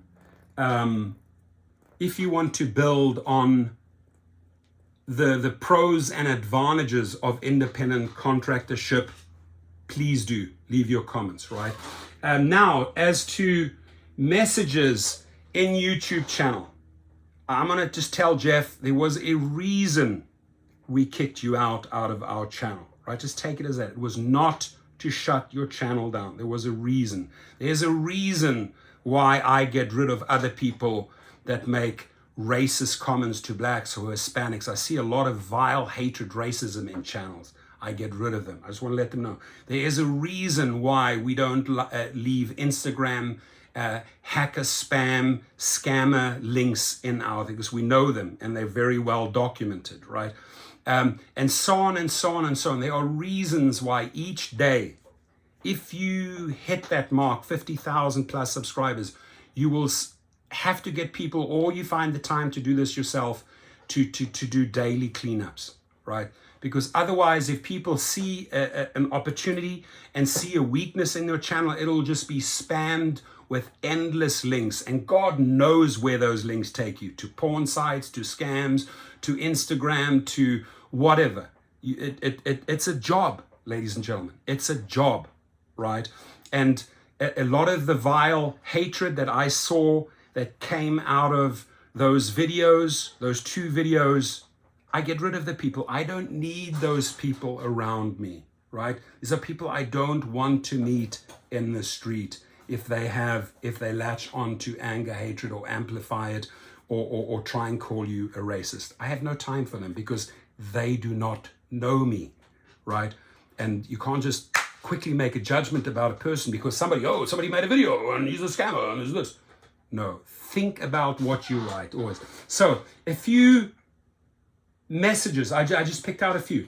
If this happened to me before I reacted, I would have got in touch with Rideshare Professor to clear things up. I'm sure this could have cleared up between you two before there was a reaction. So my reaction to the 2 comments and thing, we kicked Uber Jeep Arizona out. He took it very personally. He thought that I want to shut down his channel. I can't shut down his channel. It's impossible. Unless he makes a threat, unless I can link a threat to him, right? So that being said, the missiles were fired. There was a big video that came from it. This is reacting to my deleted 2 messages. Did I make the first video? Oh, he's a bad guy. No, I didn't. Again, let's get back to the facts. 2 messages were kicked out, right? The decision had been made weeks before. Been looking at certain things and postings, etc. They were kicked out. I stand by that. I'll never ever go against. I'll not apologize for that. They were deleted or flagged for a specific reason by my team. And then according to this other guy, the rideshare wars. Clickbait. Right, started. So this is the right approach. Man to man, man to woman, woman to woman, boom, sorted out, right? Yeah, all this drama unnecessary if AZ would have private messaged him. I still hope he does. Doesn't have to. I don't know, maybe he doesn't want to communicate with me. I understand he doesn't want to apologize. He's made that very evident. But maybe he wants to message, doesn't want to talk to me, maybe he wants to message me, right? I'm not afraid to have that conversation. So then, from what I understand, the comment was flagged for spam. Okay? If YouTube declared that as spam, I don't think his comment constituted spam. It was more coming in, trying to put one individual down to gather a benefit for another. I don't think it was spam. Spam, I think, would be, again and again and again and again, spamming unsolicited messages and maybe trying to advertise or bring people across. I don't know, right? I didn't see it. I didn't see those messages as spam. He was not welcome in my channel after specific remarks, period. And anyone, like I said, I don't mind losing 100 subscribers. I don't mind losing 200. If you can pick up 200 and I lose 200, if I lose 300, if I lose 500, if I lose 1,000 subscribers over that because people are hurt and their feelings were hurt, I don't lose any sleep over that. I don't go at night, oh my God, I might have hurt 50 people's feelings by taking down 2 messages. I do not lose a second of sleep over that. Maybe that sounds cold, but again, my intention is not to take the channel down. That's you can't take a channel down unless you're making a channel and you're going out there and making threat. Then channels get shut down, right? The reason why certain back in the day Twitter accounts were shut down, maybe they were reopened, right? So this affects Uber Jeep's AZ channel. I don't exactly know how it would affect it because it's not shut down. It's there, it's live. The man has a right to feel some type of way. 100% he has the right to feel some way. 100% right he has. He could feel that as a personal attack. He could think like, oh, this guy doesn't like me. Or whatever range of, you're completely entitled. Again, it's freedom of speech, freedom of your feelings, right? 100% right. Probably his channel is all about helping the gig community. 100% right. He's helping the gig community. Never once have I said he's not helping the gig community. Even in my first response video, I said, the guy is good. He's a 5-star driver. How do I know that? Because I think I said in another previous video, if you see a driver making a video and they can say, this is how I handle teenagers, and he talks about how he talks to teenagers. This is how I handle a grandmother. This is how I speak to a judge, right? He knows his shit. He knows how to make money. He knows how to make people more per hour. And that is fantastic. I think every channel has its strengths and maybe 1 or 2 weaknesses. I do as well. I tell you, one of my biggest weaknesses, I know shit about technology, right? Look at this. I mean, I have half-assed lighting here, right? I don't even have a microphone, but I don't even want to set that up because I just want to, if there's news, I want to get it out. If there's something I want to talk about, I do this in between trips or in the night or 1 o'clock in the morning. Don't spend more than 1 hour on this, right? I don't want this to take over my life. So his channel is all about helping the gig community. Don't dividing it. Probably not dividing it. No. I mean, you can to some extent with videos divide a community. I don't think that's his intention. This one was an interesting one. These black dudes are emotional, and before anyone gets crazy, I'm a black woman, right? I can talk to all race men, never have a problem. They always have meltdowns and get very violent when they don't get their way. And never be fooled. Even the ones who try to act normal, they have bad mental problems. They speak about white men being racist. It's them. Thank you for being a real brother. You have a great channel. Men, if they hurt their woman and leave their children, and why would anyone trust them? The loyalty that black women have shown them is crazy. Glad I dated many different race women. So this is, to me, is an interesting lady. I think a strong person, right, who talks from her experiences. That doesn't mean that every black woman out there has had the same experience. And I have stayed at my staff. I've had hundreds and hundreds of people that I've employed in Africa, families that I've stayed overnight in their little tin shacks, got to learn the African culture. They would not write something like this. It's a whole different culture. And maybe I don't know the African American culture enough to break this down. I like the fact that you're open-minded. I like the fact that you embrace all races and you date different people, and nothing wrong with that, right? And you are sharing your journey with us, right? And maybe other women think like that. Maybe other women in my channel or Jeff's channel say, yes, that's right, or that's wrong. You know, you are entitled to your opinion. This is an opinion. I think a very strong woman who knows what she wants out of life or what she's learned out of life. It's a woman I would like to take for lunch or for dinner and just get to know her, maybe as a friend, right? I've left the name out. I've tried to protect all the names. Next one. He makes a very valid point, though. All you say about rideshare is that there is no money in it and no real solution to the problem. Okay. Good point, right? So I made a bold statement the other day when I said, it was the first statement that I made, and it came really in an interview with a great podcast channel, Rideshare Rodeo, and with the CEO of Paro, and they said, Torsten, and they said, listen, if you were in an elevator and a rider wanted to join Uber, would you say, yes, join Uber or not join Uber? And it was maybe one of the best questions I've been asked in Rideshare. So I thought about it. I answered it on his show. You can see the full video at the podcast, Rideshare Rodeo. My entire answer is there. Go subscribe to them. Great people. Great content, great questions. And I made a follow-up video where I said, I don't think there's any money anymore in full-time UberX or full-time Lyft regular. Because the onesies and twosies and foursies and fiveys are not adding up when you look at all your costs and the taxes and the maintenance and the gas and the wear and tear and the depreciation and the cleaning costs and the puking cleanups and blah, blah, blah. Not worth it. I wouldn't do it. A full-time UberX, I wouldn't do it.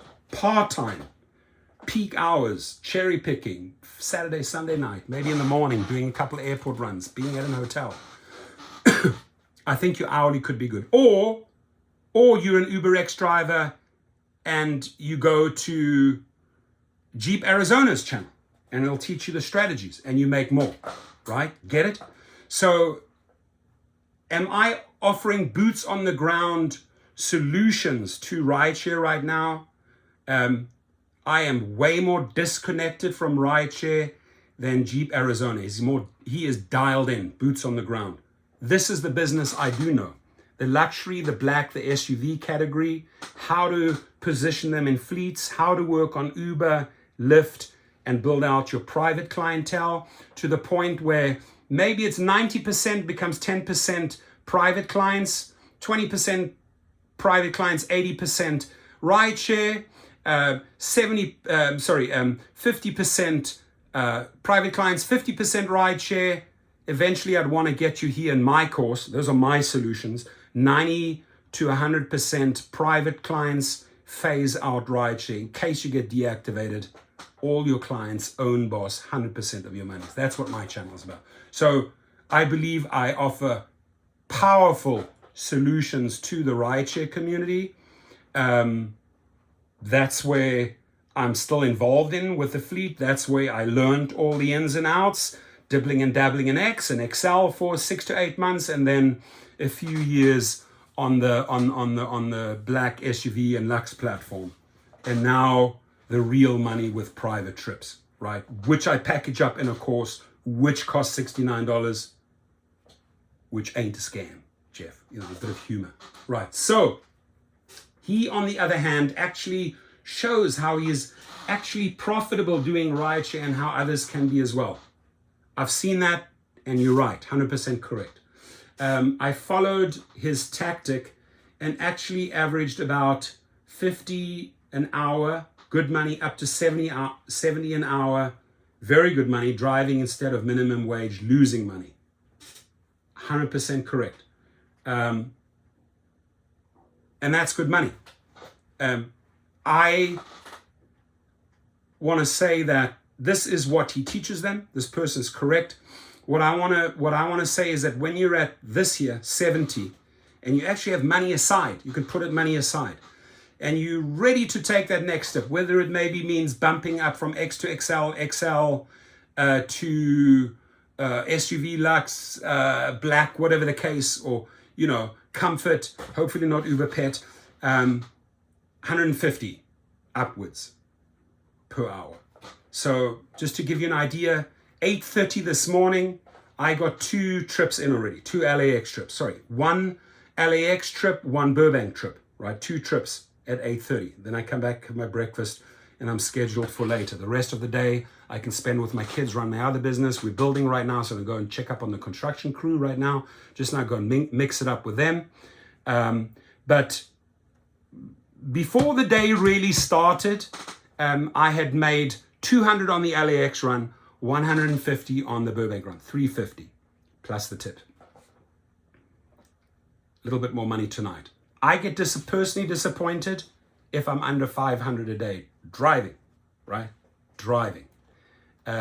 My fleet business gradually built it, added, bought cars, added, downsized temporarily for a while during the pandemic, took a hard hit, but didn't take such a hard hit because I was selling a lot of the old SUVs that had done some mileage for more money, way more money during the pandemic that I had bought them for. So it wasn't really losing money. And then at some point you wait for the right point and you jump back in again and you buy, right? Because these auctions are hot right now. There are a lot of cars available, right? Because a lot of people saw their ass during the pandemic. A lot of people lost their cars. So there is so much inventory at the auctions. It is not funny. You can pick up shit for nothing right now, right? There was a period where cars were really expensive. I haven't seen you mention any real solutions. I just gave you several solutions as to how to actively be profitable doing rideshare. I showed it's a combination of Uber, Lyft, and private trips. I've just explained that to you. You might be out there helping drivers in other ways, though, not going to discredit that. Thank you. Yes, I am helping drivers in other ways. Safety is important for me. Pushing strikes, boycotts, protests, getting the word out is important. Always pushing the boundaries with Uber and Lyft, calling them out, trying to push for better pay, try to push for better mileage and minute rates, try to get more rights, and mainly right now trying to change legislation overseas and here in the United States, state by state, city by city, so we get better conditions, like Seattle, for example. And then the other big one is Can I push you in the direction of doing Uber, Lyft, and your private clientele, right? That I'm going to show. And then what other ways? Yes. And then we have to really address the legal side, right? And that is that a lot of drivers are owed money, either through the way in certain states they were misclassified, or they were just thrown under the bus with a wrongful deactivation. They should be driving right now, but they're not. And whether they're off the platform for 2 weeks, 2 months, 2 years, they've lost money and they need to get that money back, right? So those are the solutions I provide. Now, I'm going to end it 2 hours almost. I'm going to get it up to 2 hours. I'm going to stop at 2 hours. Daniel Porter, apologize for, I truly apologize. I was supposed to put a red mark through that, right? But great message, Dan. I support this message already. He says, I wish people would stop trying to get everybody else to do what they want. Okay, I'm going to take that statement. I'm going to say it again, Daniel Porter. I mean, I've never met you. I've never spoken to you. I completely, 100% utterly respect where you are coming from, right? I wish people would stop trying to get everybody else to do what they want. Now, when you're on YouTube, you get to define your personality, right? What I hear from this, and correct me if I'm wrong, I would be trying to get other YouTubers, correct me, right? Then if I'm wrong, if I'm interpreting this wrong, you have my number, you have my email, you can write me a message, I'll do a follow-up video, right? That I'm trying to get everybody else to do what I want them to do. And the answer to that is no. You are you, Daniel is Daniel, Torsten is Torsten, Jeff is Jeff.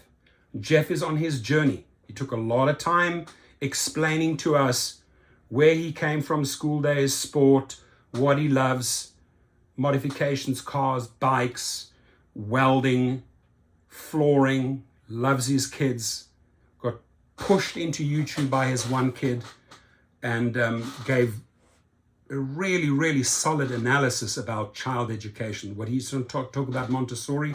I've been involved with Montessori here in California and with the Cardin Academy. Boom, boom, I relate to that, right?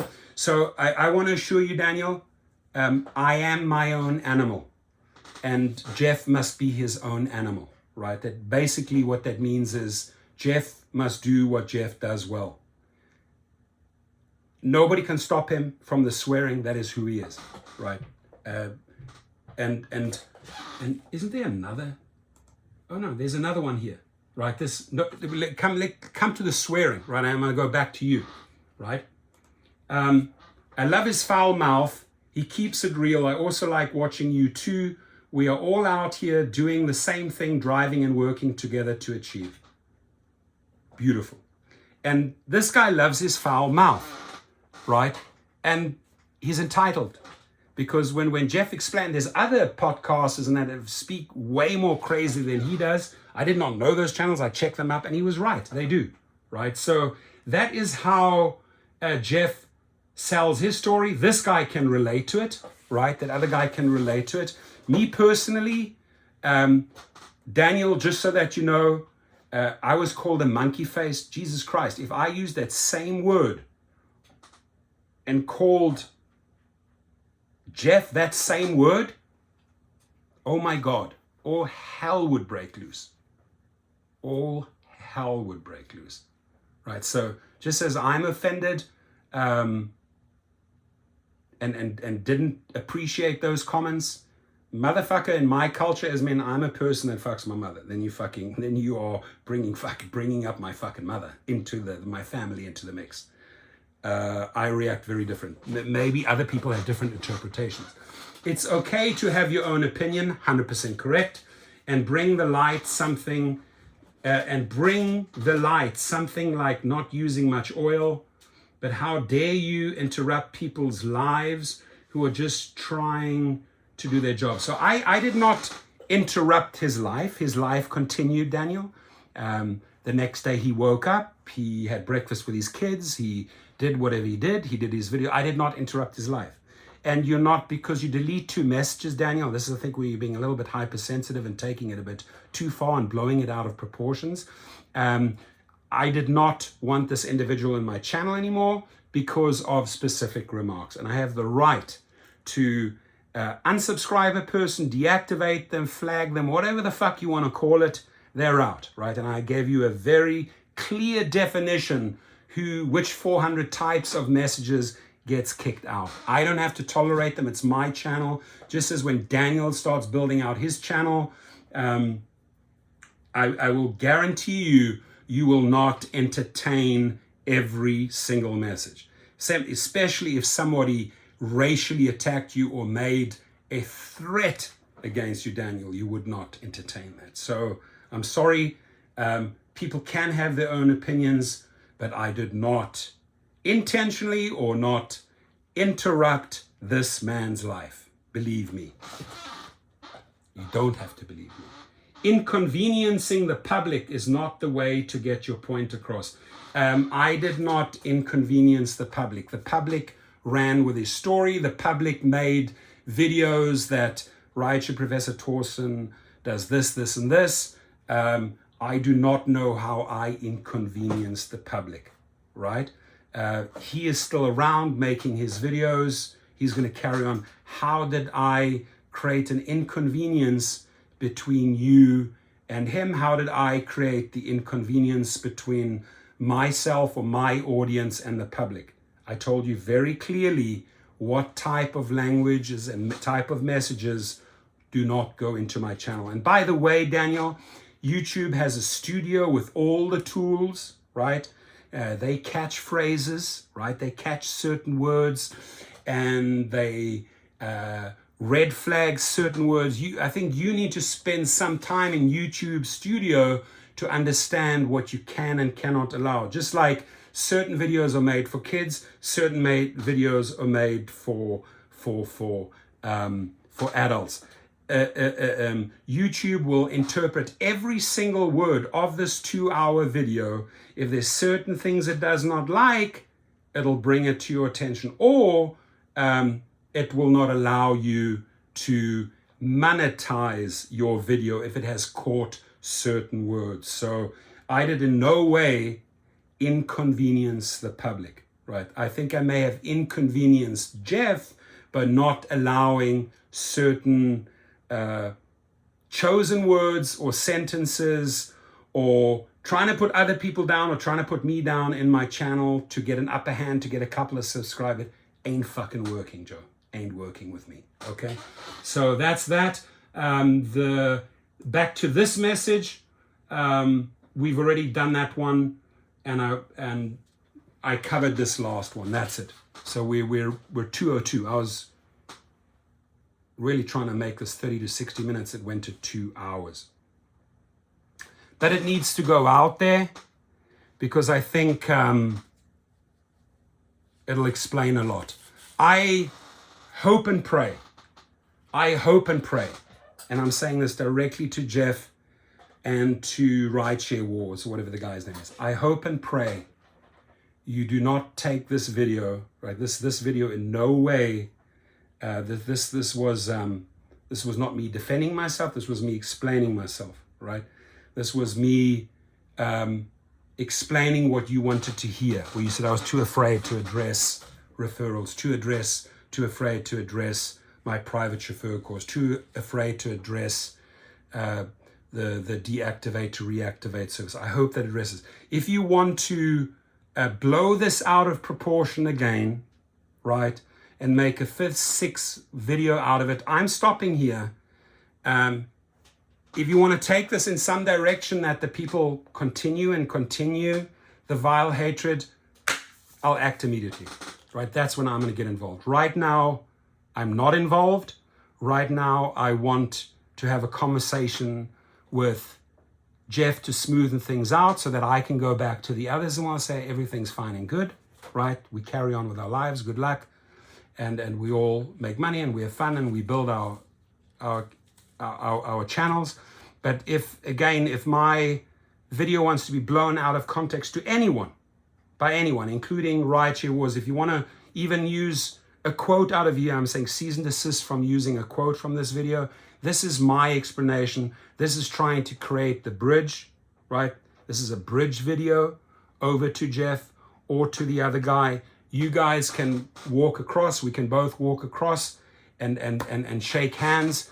But if you want to sensationalize this, if you want to clickbait this, if you want to turn this into a hate message, I'm coming after you legally, right? I have enough ammunition to do that on a couple of people. And when I throw the threat in the mix, I guess some people will be kicked off the Uber and Lyft platform, some people will be kicked off the YouTube platform, and some people will end up in court. And that is not a threat, that is a fact. This is my approach, my way of creating the bridge over to a few people if they want to come across.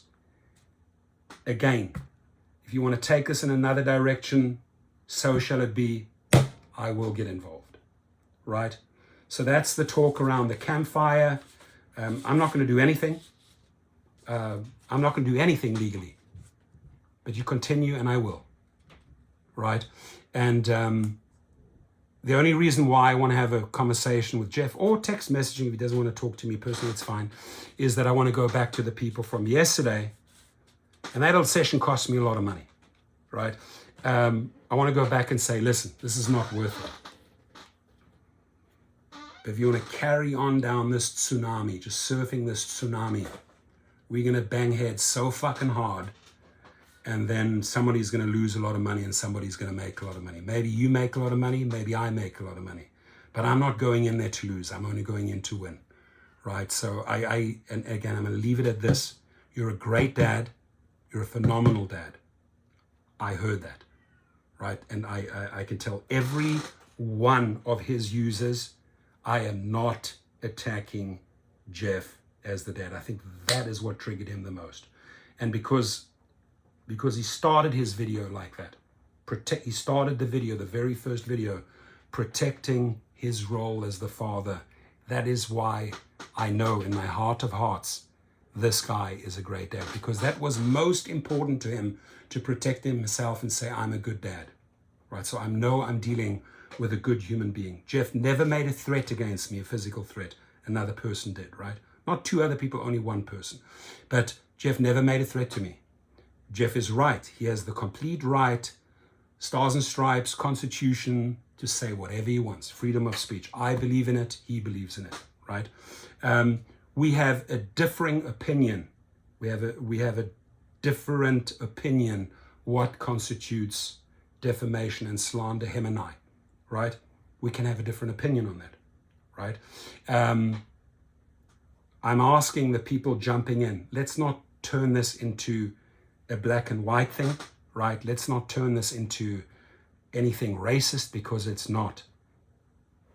If you want to speak to my dad, or my what I consider a dad, call him up. Learn who I am, and you will know that in my heart of hearts, I'm not a racist. And I'm not being racist towards Jeff. All I said is, I don't enjoy being calling a monkey face. I'm sure he wouldn't be like to be called that by me. And I don't enjoy being called a motherfucker, right? So I say, hey, you know what? I didn't lose any subscribers. I didn't gain anything over those, maybe only gained like 50, 60 subscribers in those 3 days, didn't lose any. And I see that you gained 200-300, which is great, because those videos that you made, they got you 2,500 views, 2,000, that's cool. But we need to stop here, because if we carry on and we allow those videos to go out there, they're just going to populate. And like I say, you're just going to run damages and damages and damages and damages higher and higher and higher. Every one of those 5 people, Jeff, have 36 months to act. Me personally, water under the bridge if the guy is willing to have a conversation with me, or a beer with me, or a lunch next time I'm in Arizona. But for me, this ends here. And I hope for everyone else that we can move on. God bless you all. I thank you. Thank you for listening to this 2-hour and 10-minute video. If there's anything in this video anyone dislikes, doesn't agree with, wants to correct me on, or said I took too far, or offended them, my email, I'm going to put it right directly under this video. It's Torsten Kunitz 68, my birth year, @gmail.com. I'm going to put it on there. Email me, and whatever you want to say it. Just don't make a threat, right? Because threats, Jeff wouldn't want a threat against him or his family. The other dude, Rideshare Wars, wouldn't want a threat against him or his family. I don't deserve a threat against me or my family, right? That I will spend a fucking lot of money on, and I will go to town, because that's where I am a bull. I don't allow that, and nobody should allow that. That is not cool. And thank God there's authorities and police and other people around there to protect you from that type of shit. There are laws in place over that. I know YouTube doesn't allow it. I know Uber and Lyft will not allow a threat. And like I said, some people feel very, very powerful when they're in the dark or in the shadows. They make these type of comments, right? You see a lot of this shit happening on Twitter, on X, and in some of these vile channels. A lot of threats. Eventually, all those, and I'm going to quote Jeff, those motherfuckers get caught, right? Thank you, everyone. Appreciate you listening to this long video. I'm tired. My voice is gone. I need a coffee, need lunch, back to work. Take care.